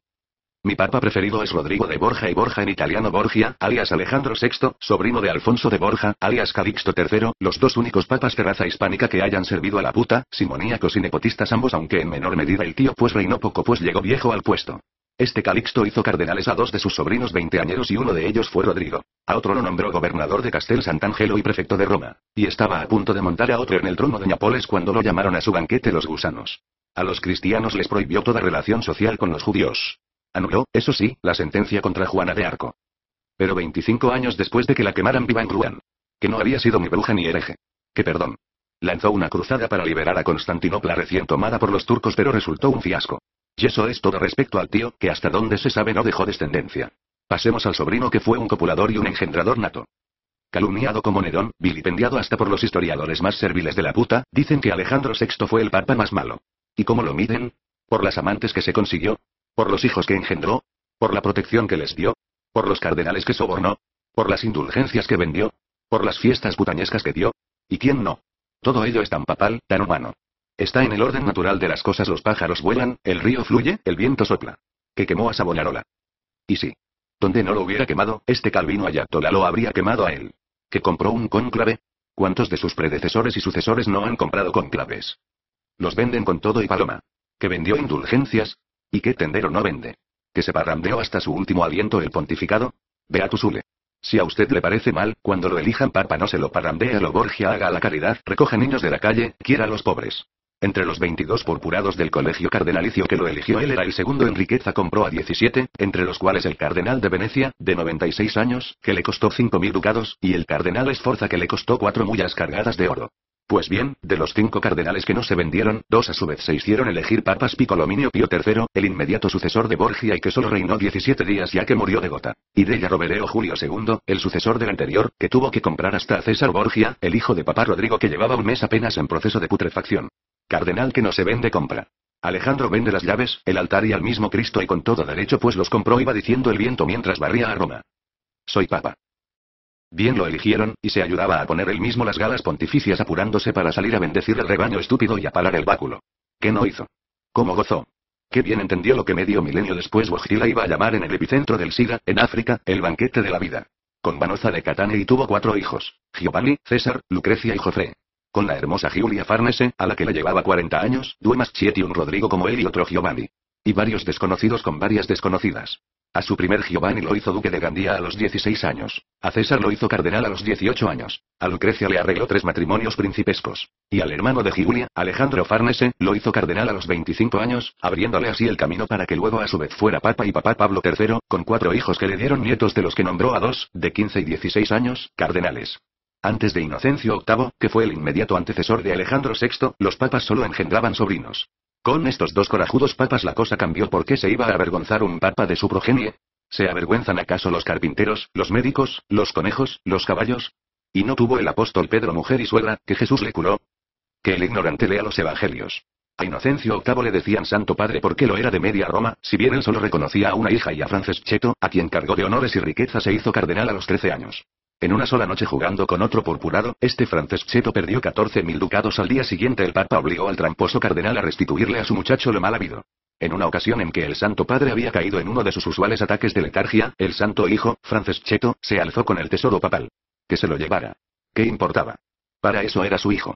Inocencio VIII murió 2 meses antes del descubrimiento de América, que vino a caer así bajo el pontificado de nuestro Alejandro VI, su sucesor. Una vez coronado, Alejandro VI convocó su primer consistorio para comunicarles a los cardenales que los iba a purgar a todos por venales. ¿Qué va? Era un hombre generoso. No bien descubrieron a América, la repartió de inmediato por mitades, sin guardarse para sí ni un solo palmo de tierra, entre España y Portugal, y les habría repartido también la luna si se hubiera sabido entonces en qué consistía exactamente Selene. Burchard, su maestro de ceremonias, nos deja relatada en su diario la gran orgía de 50 prostitutas romanas que se ayuntaban con otros tantos servidores de palacio en competencia por los premios que les ofrecía su santidad, quien en compañía de Lucrecia, asomados padre e hija desde lo alto por una ventana, los animaban. A César le dio el pomposo título de César Borgia de Francia, por la gracia de Dios, duque de Romana y Valencia y Urbino, príncipe de Andría, señor de Piombino, adalid y general en jefe de la Iglesia. De haber vivido hoy en México, Rodrigo Borgia habría sido del PRI, se habría hecho elegir presidente, se habría alzado con 2.000 millones de dólares y me habría dado a mí, su hijo Ferdinandus, cuando menos 500 millones. Pero que, nací de padre pobre y honrado.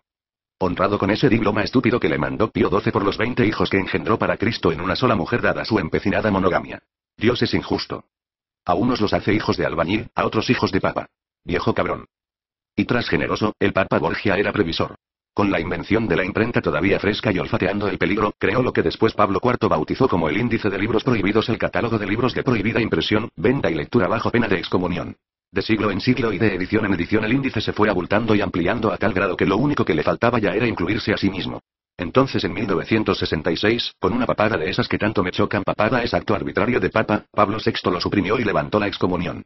En fin, pese a ser el verdadero inventor de esa máquina de guerra que fue el índice, jamás Alejandro VI persiguió los pasquines que imprimían los envidiosos en su contra.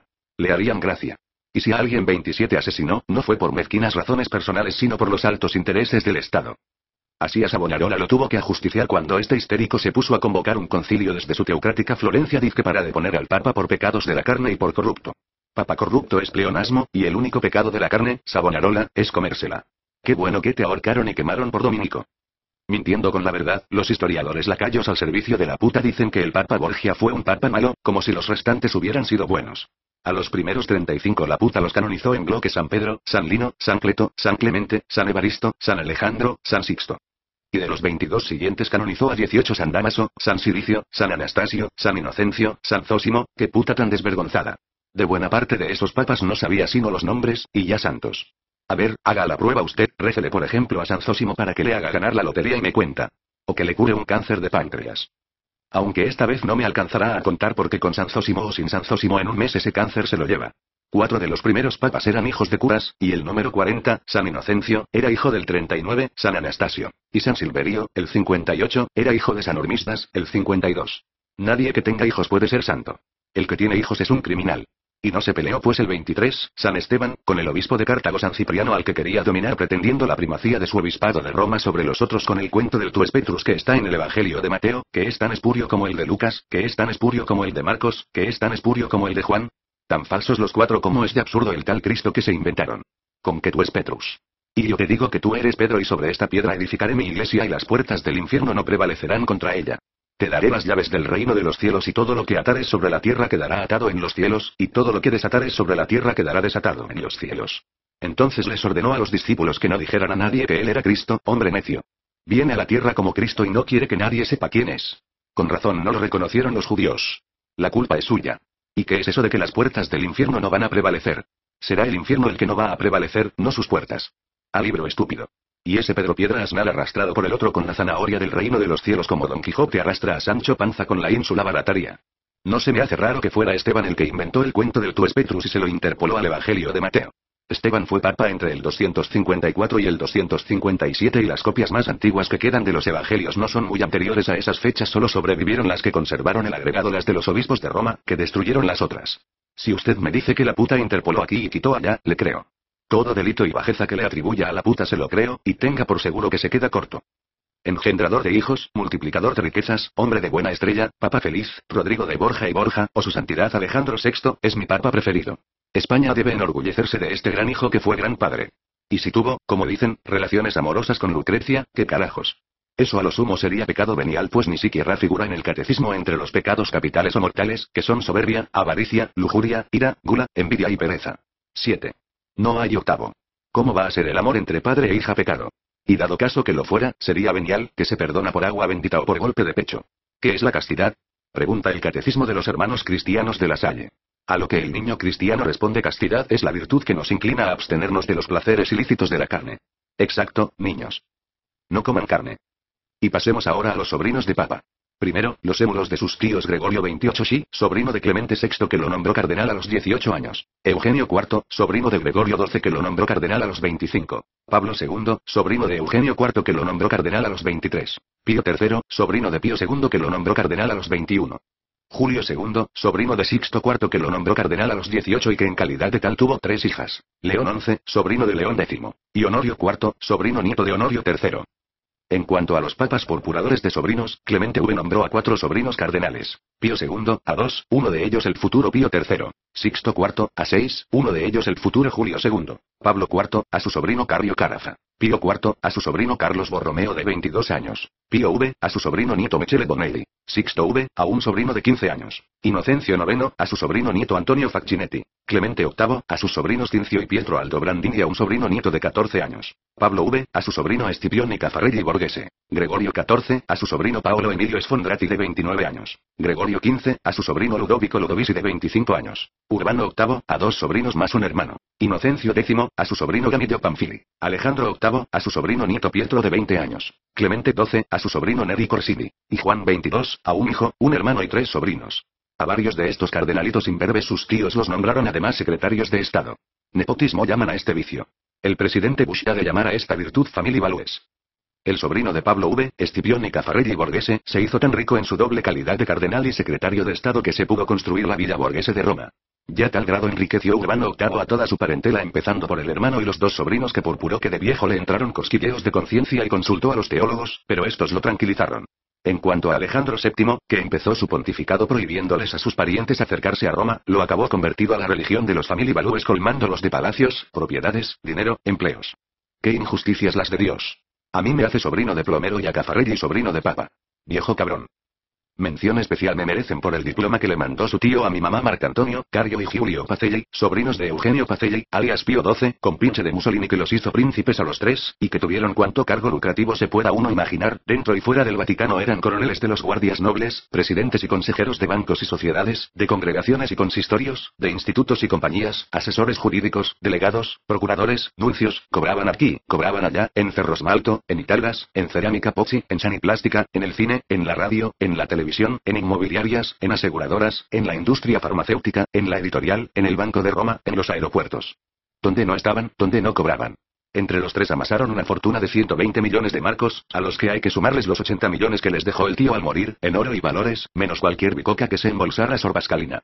Esta monja y el papa competían a ver quién economizaba más luz eléctrica, cosa que me recuerda a mi mamá detrás de sus 20 hijos apagando focos como loca. Un tío del tío, Ernesto Pacelli, en calidad de lacayo de confianza de Pío IX, había sido director del Banco di Roma, donde tenía acciones la curia, y fue el que fundó el Osservatore Romano, el Grama del Vaticano, un pasquín tendencioso que después de siglo y medio de vileza y a 70 años del nazismo que alcahueteó hoy sigue impune y tan campante como si no hubiera Dios en el cielo. Ahora promueve la canonización de Pío XII con el cuento de que recogió a unos niños judíos para bautizarlos y salvarlos de los nazis. Que les dio desayuno. Es muy importante recordarle al Papa Ratzinger, ahora que anda visitando campos de concentración, el comportamiento de su antecesor Pío XII frente al nazismo.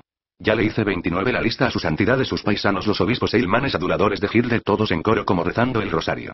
¿Dijo algo Pío XII al respecto? Una palabra siquiera en sus múltiples alocuciones radiofónicas, mensajes de Navidad, exhortaciones, advertencias, encíclicas y cartas pastorales para repudiar a ese criminal besánico y censurar la actitud abyecta de sus obispos alemanes.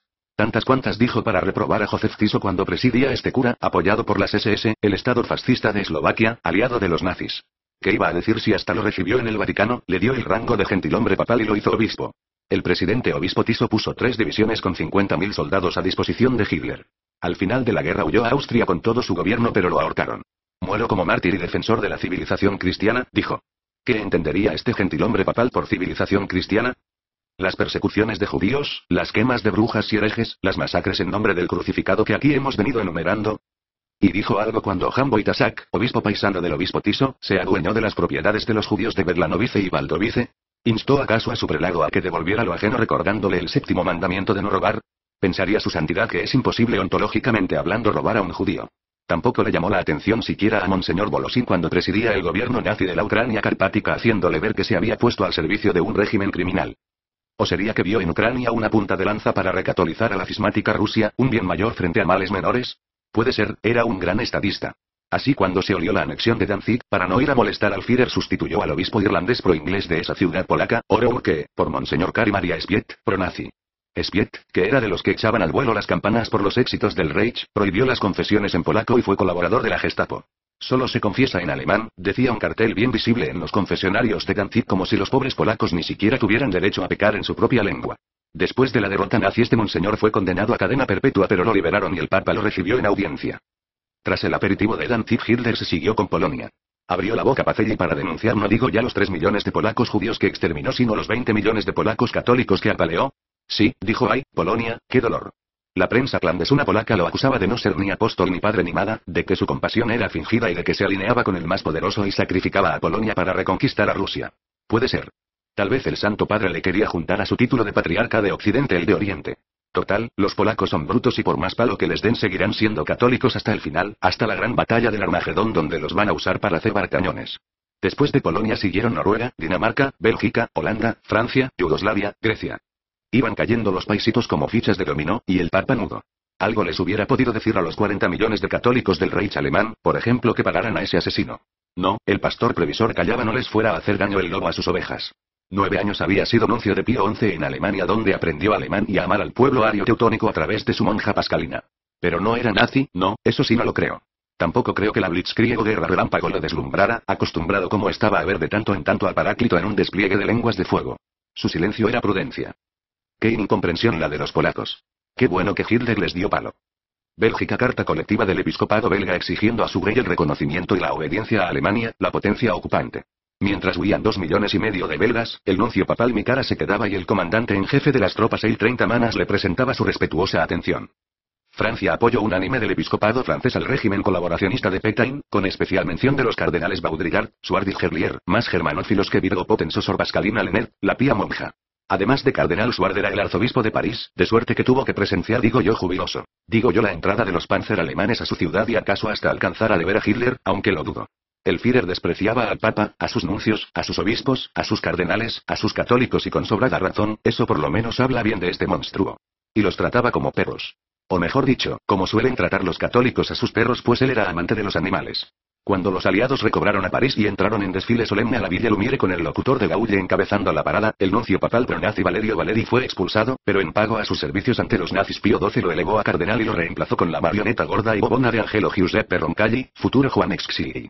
En cuanto al anciano y católico mariscal Pétain, que durante su régimen colaboracionista le había devuelto a la puta los privilegios que perdiera con la República y al que Pío XII bendecía y ensalzaba por su obra de renovación moral, ahora, caído en desgracia, este mismo papa le mandaba a través de su abogado, que infructuosamente le imploraba una audiencia en el Vaticano para pedirle que abogara por él, una solemne y vaticana patada en el culo. La misma que le mandó a Mussolini cuando los partisanos lo capturaron en Dongo y lo llevaban a Giulino di Messegra a fusilarlo. Con el Duce había mantenido 20 años de concubinato y le debía una interminable lista de favores empezando por los acuerdos de Letrán. Los partisanos lo fusilaron y lo colgaron de un farol en una calle de Milán sin que la puta se inmutara ni le celebrara tan siquiera una misa, que ¿qué le costaba? Lo que le cuesta a un herrero un remache o a un panadero un pan. La puta nunca pierde. La puta está con el que gana. ¿O por qué creen que ha llegado a bimilenaria? Y no le faltan nunca sus mayordomos ad honorem como el héroe del micrófono Charles de Gaulle, gran rezandero y antinazi que transmitía desde un búnker londinense, bien protegido de las bombas, soflamas inflamadas llamando a Francia a que se hiciera matar y que puesto a presidir el gobierno de su país por los aliados no fue capaz de llevar a un solo cardenal o obispo francés colaboracionista ante los tribunales. Y he ahí la palabra que buscaba la puta, no es que sea puta, es que es colaboracionista, colabora para su bolsa con el que gana.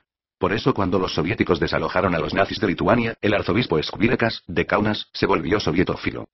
Pero donde la puta hizo lindezas fue en Croacia y su anexo de Bosnia-Herzegovina, en las que el fundador del partido fascista croata de los Ustasi Ante Pavelić, el Poglavnik, con el apoyo financiero y militar de los nazis alemanes y el espiritual de los obispos locales instauró una sangrienta dictadura racista que masacró poblaciones enteras de serbios, judíos y musulmanes o los deportó a campos de exterminio, y cuyos efectos se han seguido sintiendo en la reciente guerra de desintegración de eso que parecía el país de Yugoslavia pero que en realidad era una deleznable colcha de retazos tejida por el odio de católicos, ortodoxos y musulmanes, tres plagas de la humanidad que no pueden convivir. Pavelić, el Poglavnik, era católico. Pavelić Poglavnik es como Führer, Mussolini dulce y Franco caudillo. Lo máximo. Tengo aquí enfrente una foto suya rodeado por el episcopado católico, 10 travestidos con batas de mujer y cintas rojas, 5 a la derecha y 5 a la izquierda y el Poglavnik en el centro con traje de militar y botas como un gallo entre sus gallinas. El primero a su derecha es el arzobispo de Zagreb Alojzije Stepinac, y el primero a su izquierda el arzobispo de Sarajevo Iván Šarić. Entre los 8 obispos restantes han de estar Aksamovic de Jacoboy, J. Gavie de Banjaruka 31 y Salis Sewis, segundo de Stepinac. Stepinac fue vicario general de las Fuerzas Armadas Ustasis por nombramiento del Vaticano, presidente de la Conferencia Episcopal Croata, miembro del Parlamento Ustasa, arzobispo primado de Zagreb y más adelante cardenal y beato Wojtyla se lo beatificó a los croatas a cambio de uno de esos recibimientos triunfales a lo Tito y Vespasiano que tanto le gustaban a ese pavo real de cola permanentemente desplegada. Fue a Stepinac a quien como arzobispo primado le correspondió anunciar desde el púlpito de la Catedral de Zagreb la fundación del Estado Independiente de Croacia, que en realidad era el Estado Criminal Fascista de Croacia, un apéndice del Tercer Reich. Pavelić lo condecoró con la Gran Cruz de la Estrella, tan merecida como la beatificación convirtió en merced a un régimen de terror a 250.000 ortodoxos serbios al catolicismo y le ayudó al Poglavnik a liquidar a otros 750.000 y al 80% de los judíos yugoslavos. Hoy es el santo patrono del genocidio y se le reza para prevenir contra las minas quiebrapatas. Tras la derrota nazi fue acusado de traición y lo condenaron a 16 años de trabajos forzados, pero a los 5 ya estaba libre y fue entonces cuando Pío XII lo purpuró. Se dio en adelante a abogar por el uso de la bomba atómica, a lo MacArthur, como el gran medio para catolizar a Rusia y Serbia. El cisma de la Iglesia Ortodoxa decía es la maldición más grande de Europa, casi tanto como el protestantismo. Ahí no hay moral, ni principios, ni verdad, ni justicia, ni honestidad. Yo reformularía su primer enunciado así: la Iglesia católica, la ortodoxa y la protestante son la maldición más grande de la humanidad, casi tanto como el Islam. En cuanto a Iván Šarić, fue pionero en su juventud de la Acción Católica de Pío XI, el partido político internacional de la puta precursor del fascismo, y era el arzobispo de Sarajevo cuando ascendieron al poder los Ustasis, con quienes colaboró como colabora el hígado con el páncreas. Escribió una oda a Pavelić en que le dice: usted es la roca sobre la que se edifica la libertad y la patria. Protéjanos del infierno marxista y bolchevique y de los avaros judíos que pretenden con su dinero manchar nuestros nombres y vender nuestras almas. Y en la hoja episcopal de Sarajevo precisaba hasta ahora, hermanos míos, hemos laborado por nuestra religión con la cruz y el breviario, pero ha llegado el momento del revólver y el fusil. Por algo los capellanes del ejército Eustasia prestaban juramento entre dos velas y ante un crucifijo, un puñal y un revólver. Aunque yo lleve el hábito sacerdotal decía, con frecuencia tengo que echar mano de la ametralladora. Era gallina pero de pluma en ristre y con testosterona en la sangre. Auxiliado por la policía Eustasa se apoderó de los bienes de los judíos sefarditas de Sarajevo, a los ortodoxos los llamaba cismáticos y a él lo llamaban el verdugo de los serbios. Derrotados los nazis huyó con Pavelić, el obispo Davie y 500 curas a Austria y luego a España donde escribió un libro en alabanza de Pío XII. Por su parte Pavelić huyó disfrazado de cura a Roma, desde donde, ayudado por la Comisión de Asistencia Pontificia, se trasladó a Argentina cargado de oro para acabar muriendo en un monasterio de franciscanos en Madrid bendecido por el Papa. Santo Padre le decía Pavelić de rodillas a su santidad en una visita a Roma cuando era el Polablic. Cuando la benévola providencia de Dios permitió que tomase en mi mano el timón de mi patria resolví firmemente y deseé con todas mis fuerzas que el pueblo croata, siempre fiel a su glorioso pasado, también permanezca fiel en adelante al apóstol Pedro y sus sucesores y, profundamente compenetrado con la ley del Evangelio, se convierta en el reino de Dios.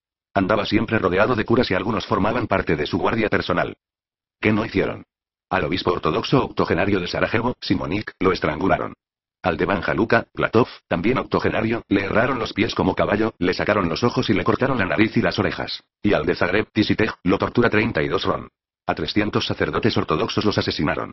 En cuanto a los serbios ortodoxos laicos, los fusilaban, los degollaban, los empalaban, los estrangulaban, los torturaban, les sacaban los ojos, los descuaruzaban a hachazos y los arrojaban al Neretva y al Danubio. En los primeros 8 meses los católicos Ustasis con sus curas asesinaron a 350.000 entre serbios y judíos.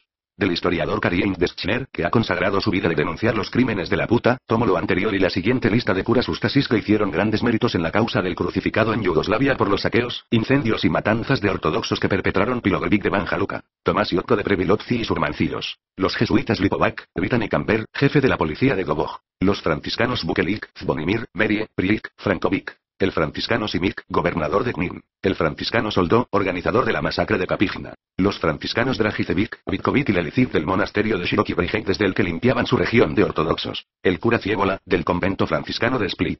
El cura Ivo Guberina, de la guardia personal de Pavelić y dirigente de la Acción Católica. El cura Bralo, patrocinador de la división aérea La Legión Negra. Los Ustasis se hacían retratar con cadenas de lenguas y de ojos colgándoles de los hombros y a su Porlavnik le regalaron un cesto con 40 libras de ojos humanos.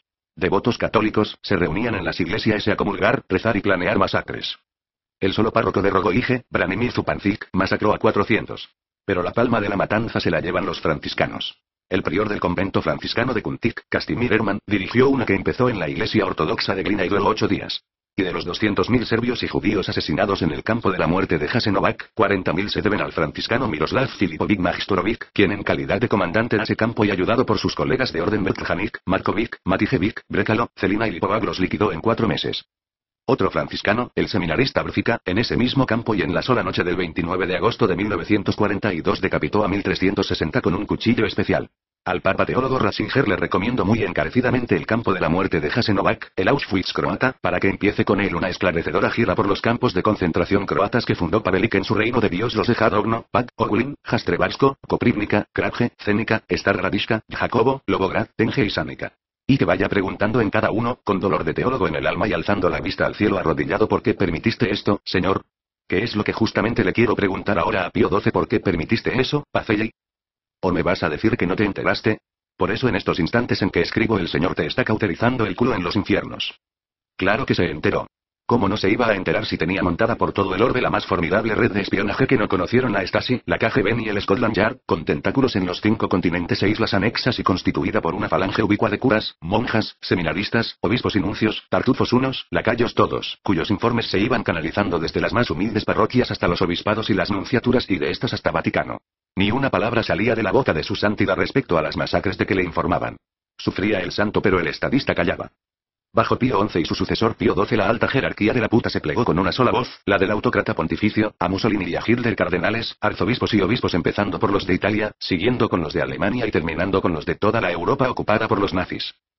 No del Sacro Colegio Cardenalicio, a Saclesi que ensalzaba al Cid como el renovador de Italia, Mistrangelo que lo abrazaba y lo besaba en la mejilla, Cerretti y Merry del Val más los 29 arzobispos y 61 obispos que apoyaron su invasión a Abisinia con sermones desde los púlpitos, telegramas de solidaridad que publicaba el Observatorio Romano y vendiendo sus cruces, medallas y anillos de oro para financiar esa expedición de pillaje que Pío XI justificó como guerra defensiva, una guerra defensiva contra el país más pobre y atrasado del planeta. 2 años después de la invasión de Abisinia, 900 obispos, todo el episcopado mundial menos 2 obispos españoles, reconocieron la legitimidad del alzamiento franquista calificándolo de cruzada por la religión cristiana y la civilización. De suerte que el Papa ni siquiera necesitaba de red de espionaje para saber qué estaba pasando detrás de los 900 obispos fascistas, él estaba actuando. No bien vio Pacelli que los fascistas estaban siendo derrotados y que la caída del Reich era inminente, se apresuró a condenarlos y a alinearse con los aliados. Con la desvergüenza que ha caracterizado siempre a la puta, la sabandija se pasó al bando de los angloamericanos la víspera de que desembarcaran en Italia. Esta parásita malagradecida siempre se va a la cama con el que gana. Por eso hoy los curas espían para los Estados Unidos, a cuya disposición puso Boggio la enorme red de espionaje que heredó de los papas nazis. Es su norma, la fórmula que la encumbró desde Constantino hace 1700 años y que nunca le ha fallado, estar siempre con el vencedor. Y pese a que hoy es dueña de bancos e incontables empresas, se sigue haciendo mantener de limosnas, siendo las más substanciosas las que le mandan los católicos de Estados Unidos y Alemania, hoy por hoy los más grandes alcahuetas de la puta. Tengo en estos instantes frente a mí un cromo de Pacelli arrodillado en su reclinatorio, todo travesudo de blanco. Malo como dominico, falso como jesuita, calculador como arpía del Opus Dei. La cara que pone cuando reza. Sufre como un Boggio por el dolor del mundo. Vanidoso y déspota hasta la médula, se sentía un gran hombre nacido para mandar y hacerse obedecer. Le habría bastado entonces a este autócrata que solo supo exigir obediencia ordenarles a sus curas y obispos de Croacia y a su devoto feligres ante Pavelic que pararan la matanza de judíos y serbios. ¿Por qué no lo hizo? ¿Y por qué no denunció a los nazis ante el mundo? ¿No contaba pues con los micrófonos de la Radio Vaticano que evangelizaba en 9 idiomas? Los usó para hablar callando, para decir vaciedades en nombre de la civilización cristiana y mandar mensajes de Navidad en tanto Hitler exterminaba a los judíos y lanzaba una guerra de agresión que devastó a Europa y les costó la vida a 55 millones.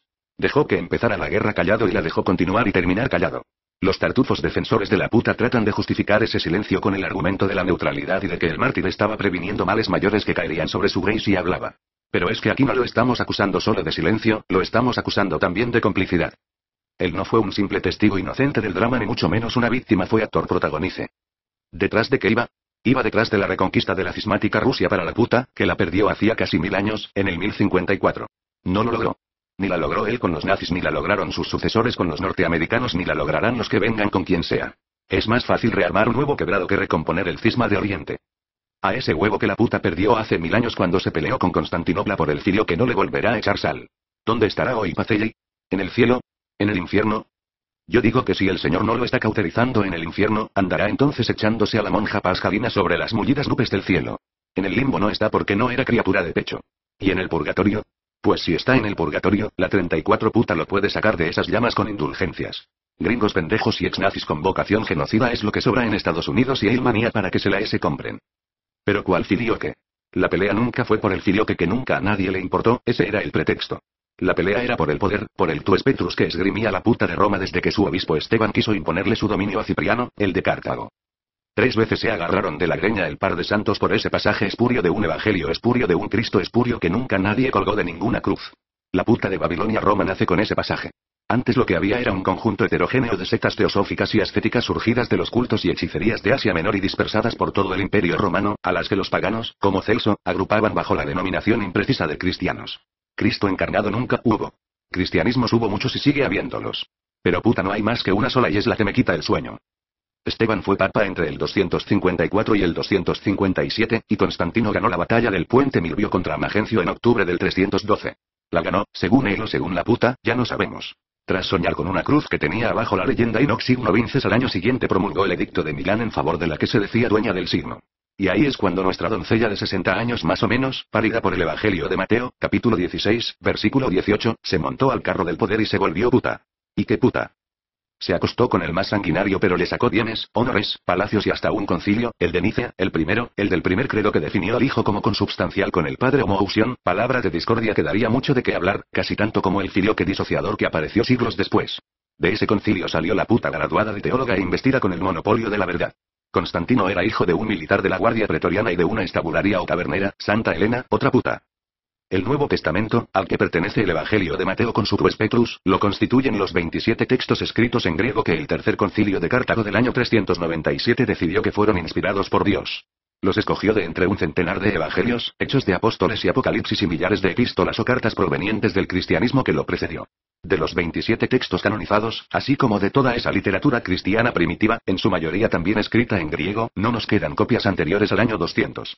Los 27 textos que escogió el Tercer Concilio de Cartago son los siguientes: los evangelios de Mateo, Marcos, Lucas y Juan, o evangelios canónicos como se les designa para distinguirlos de los evangelios apócrifos que no se consideran inspirados por Dios, más los Hechos de los Apóstoles, el Apocalipsis y 21 epístolas o cartas, de las cuales 14 se atribuyen a Pablo, 3 a Juan, 2 a Pedro, 1 a Judas y 1 a Jacobo.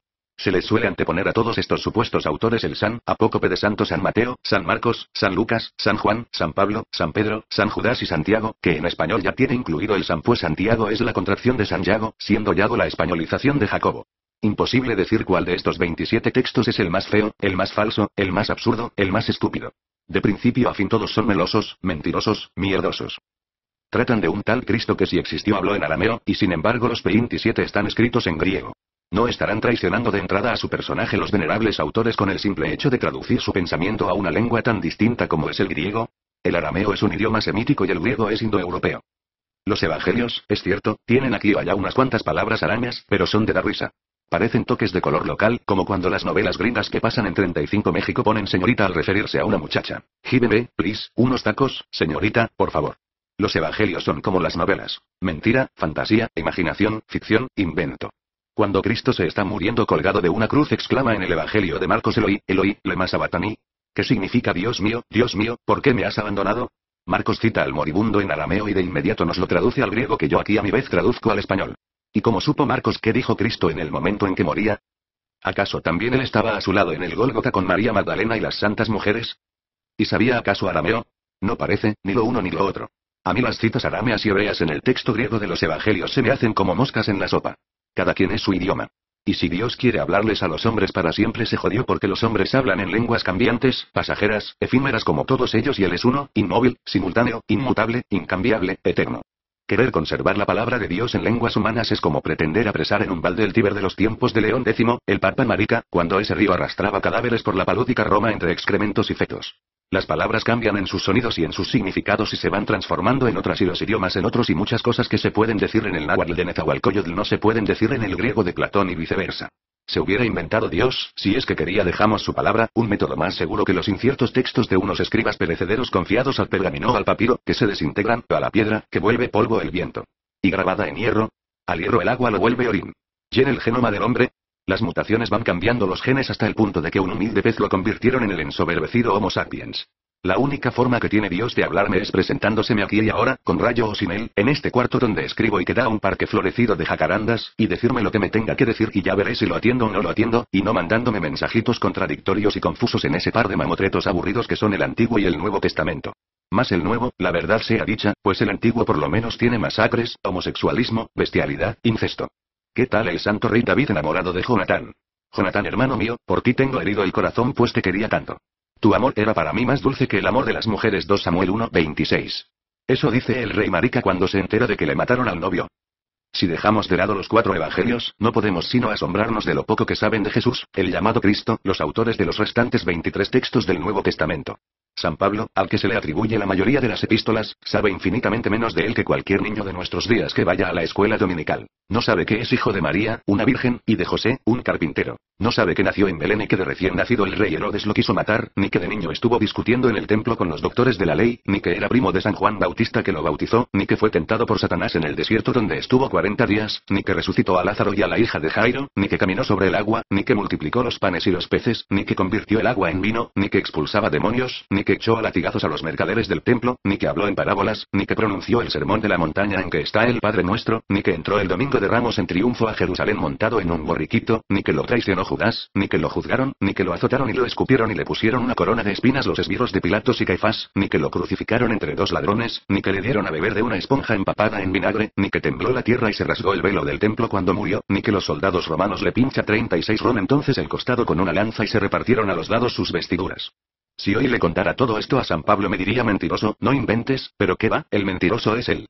O el que lo inventó, pero es que acaso San Ignacio de Antioquía, San Clemente de Roma y San Policarpo de Esmirna, los tres primeros padres de la Iglesia conocidos como padres apostólicos y que se pretende que vivieron entre los años 50 y 150, ¿saben algo de Cristo? Quedan 7 epístolas de Ignacio de Antioquía, una de Clemente de Roma más otra falsamente atribuida a él y una de Policarpo, y lo que está patente en ellas es que aunque sus autores repiten una y otra vez los nombres de Jesús y Cristo, saben tan poco de él como San Pablo. Estas epístolas de los padres apostólicos más el pastor de Hermas, la Didache, la epístola de Bernabé y la epístola de Diognetus gozaron en la antigüedad cristiana de un prestigio casi tan grande como el de los evangelios, si bien el tercer concilio de Cartago no las incluyó en el Nuevo Testamento o canon. Como están escritas en griego. Las copias más antiguas del Nuevo Testamento completo son los códices Sinaiticus y Alexandrinus de los siglos y Fugger respectivamente, vale decir cercanos al año 397 en que tuvo lugar el tercer concilio de Cartago. Los códices son copias en hojas de pergamino o cueros de animales encuadernadas como libros. De antes de estos códices del Nuevo Testamento completo quedan pedazos de rollos de papiro que se preservaron en las arenas secas de Egipto, con uno u otro de los 27 textos del Nuevo Testamento, completos o fragmentarios, siendo los más antiguos de cerca al año 200. El papiro P45, de la primera mitad del siglo I, contiene los Hechos de los Apóstoles y por primera vez los 4 evangelios canónicos, aunque fragmentarios, con los siguientes fragmentos. Capítulos 20, 21 y partes del 25 y el 26 de Mateo. Capítulos 4, 13 de Marcos. Capítulos 6, 13 de Lucas. Y capítulo 10 de Juan. Anteriores a este papiro, y de cerca al año 200, son los papiros P64 y P67 con unos cuantos versículos del Evangelio de Mateo, el P77 con otros 9 versículos de este mismo Evangelio, el P66 con buena parte del Evangelio de Juan, el P75 también con casi todo este Evangelio y partes del de Lucas, los papiros P32 y P46 con fragmentos de epístolas paulinas, el papiro P23 con fragmentos de las no paulinas, y el P98 con algo del Apocalipsis. De cerca al año 200 queda además un pergamino, el 0189, con fragmentos de los Hechos de los Apóstoles. En adelante proliferan las copias de los 27 textos, de suerte que del siglo I y siguientes nos quedan centenares, escritas todas, como las enumeradas, en letras mayúsculas griegas pues solo hasta el siglo X se introdujeron las minúsculas.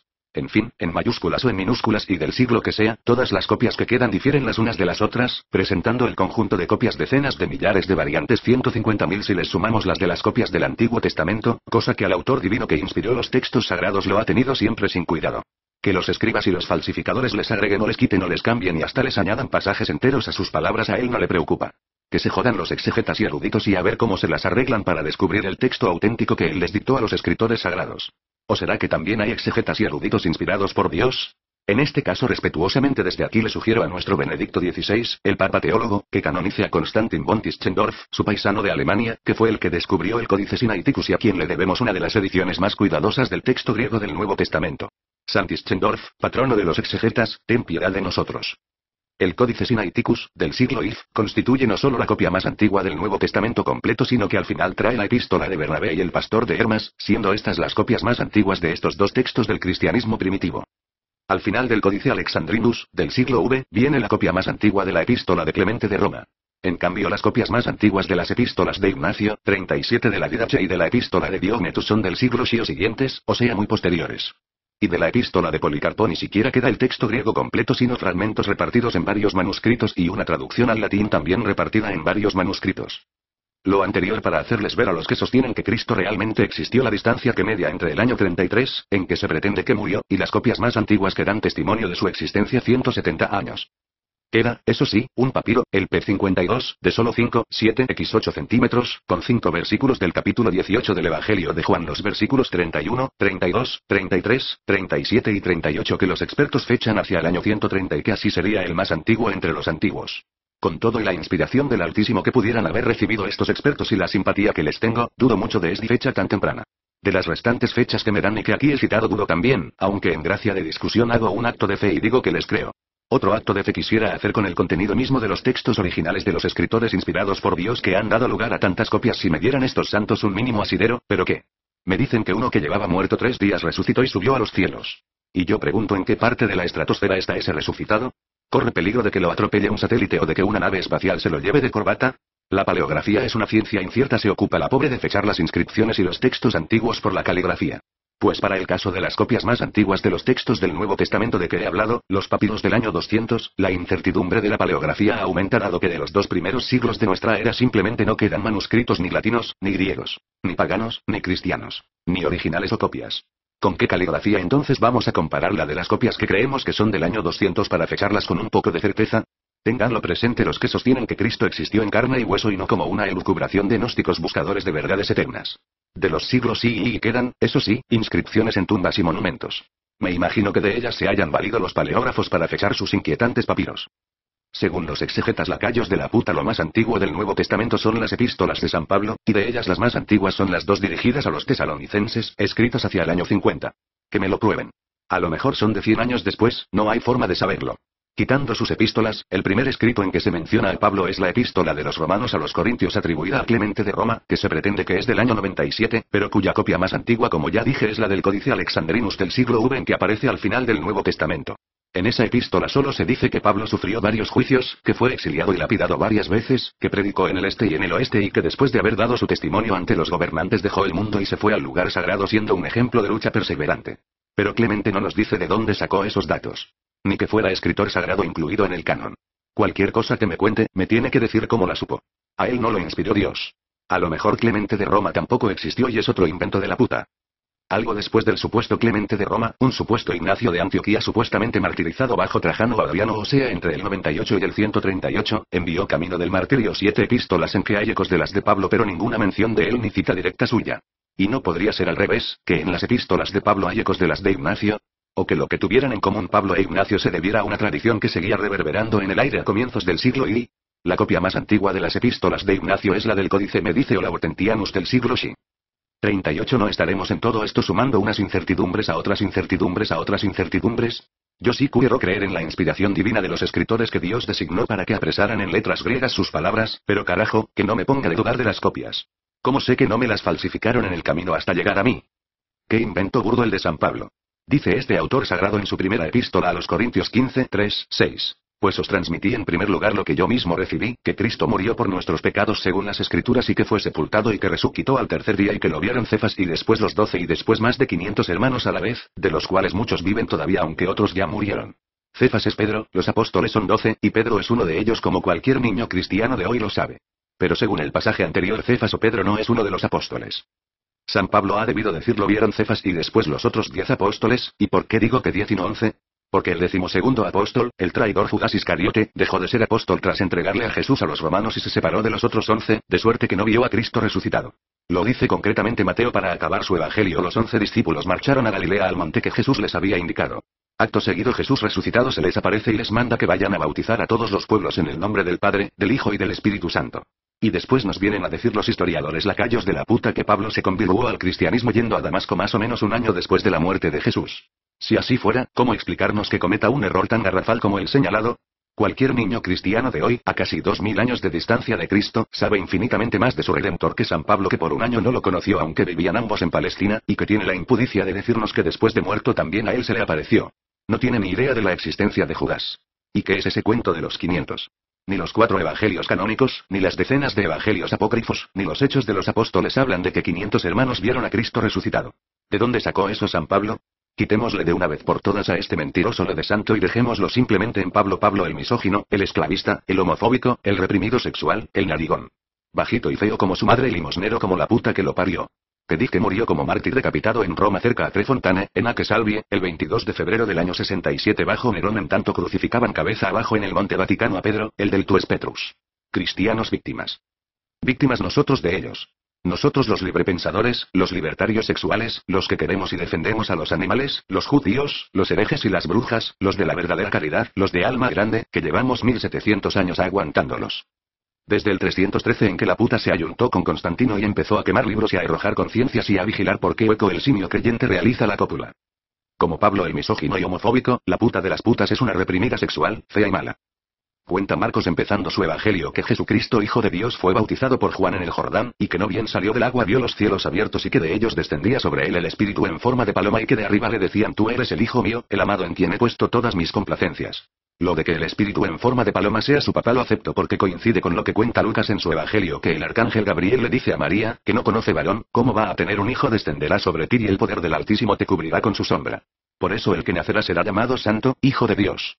Pero resulta que Lucas ha referido unos versículos atrás que el mismo arcángel Gabriel le ha anunciado a un pobre viejo 39 Zacarías que su anciana y horra mujer, Isabel, va a tener un hijo del mismo espíritu o paloma, y que le pondrán por nombre Juan Bautista precisamente, el que acaba de bautizar en el Jordán a Jesús. Si Juan y Jesús tienen la misma paloma o Espíritu Santo de papá, entonces son hermanos por parte de padre, y si por este concepto Jesús es el Hijo de Dios, puesto que dos cantidades iguales a una tercera son iguales entre sí, entonces también tiene que serlo Juan Bautista, y así la tan mentada Santísima Trinidad que tanto cacarearon los padres de la Iglesia no son tres sino cuatro: el Padre, dos hijos y el Espíritu Santo. 6 siglos después el mismo arcángel Gabriel se le apareció a un tal Mahoma, un mercader lujurioso, polígamo, sanguinario, asesino y bellaco entre los bellacos, y le dictó el Corán, un mamotreto tan feo como la Biblia. A los exegetas neotestamentarios lacayos de la puta les pregunto cómo supo Marcos todos esos detalles que cuenta del bautizo de Jesús por Juan Bautista en el Jordán. ¿Acaso estaba él presente en el lugar, espiando desde un matorral? ¿O es que Marcos es un novelista omnisciente de tercera persona como Balzac que todo lo sabe? ¿Y cómo supo Lucas lo de la aparición de la paloma a María y a Zacarías? ¿Lucas es otro espía? ¿U otro Balzac? Y habiendo narrado el bautizo cuenta Marcos que enseguida el Espíritu lo impulsó al desierto, donde estuvo 40 días y fue tentado por Satanás. Vivía entre las fieras y los ángeles le servían. ¿Cómo lo supo? ¿Estuvo acaso con Jesús en el desierto? No nos lo dice. La puta dirá que Dios le dictó ese pasaje, pero entonces yo le pregunto a la puta por qué entonces Marcos no nos lo informa y nos dice clarito que lo que está contando se lo dictó desde lo alto el Altísimo. ¿Qué le cuesta? Si él me lo dice, yo le creo. Pero como no me lo dice, entonces no tengo por qué creerle. Para más fue el bellaco de Mahoma que dice que Alá le dictó a través del arcángel Gabriel el Corán. En tanto los esbirros de Mahoma acaban de destruir esto, me entretengo en marcar en las introducciones y notas al Nuevo Testamento y demás textos del cristianismo naciente y de los primeros padres de la Iglesia el arsenal de adverbios y expresiones de duda que atenúan todas las aseveraciones de los eruditos que las escriben, el montón de tal vez, quizás, probablemente, a lo mejor, acaso, posiblemente, podría ser de que están llenas y que se van colando mañosamente, solapadamente sin que el lector desprevenido advierta la telaraña viscosa en que lo están envolviendo. Y esos signos de interrogación y el arca latino para señalar la aproximación o la incertidumbre en las fechas. San Ignacio de Antioquía C50, CL07, San Policarpo de Esmirna C69, C155, San Justino Mártir CL00, C163, y así. San Pablo nacido entre el 7 y el 12, muerto en el 66 o 67. No hay afirmación de estos expertos en incertidumbre que no esté atenuada por una duda. Y cuando aparece la expresión sin duda, lo que quieren significar es lo contrario, que hay muchísimas dudas. Pero ¿qué podemos esperar si ni siquiera sabemos cuándo nació Cristo? Si su nacimiento es el que parte la historia en dos, ha tenido que nacer en el año 1 de la era que inaugura. Pero resulta que los evangelios de Mateo y Lucas nos dicen que nació bajo Herodes, y este murió cuando menos 4 años antes. Los romanos contaban los años a partir de la fundación de Roma, ab urbe condita. En el siglo V el monje Dionisio el Exiguo propuso reemplazar la cronología romana por una cristiana, la actual de Occidente. Contamos los años antes y después de Cristo, no antes y después de la fundación.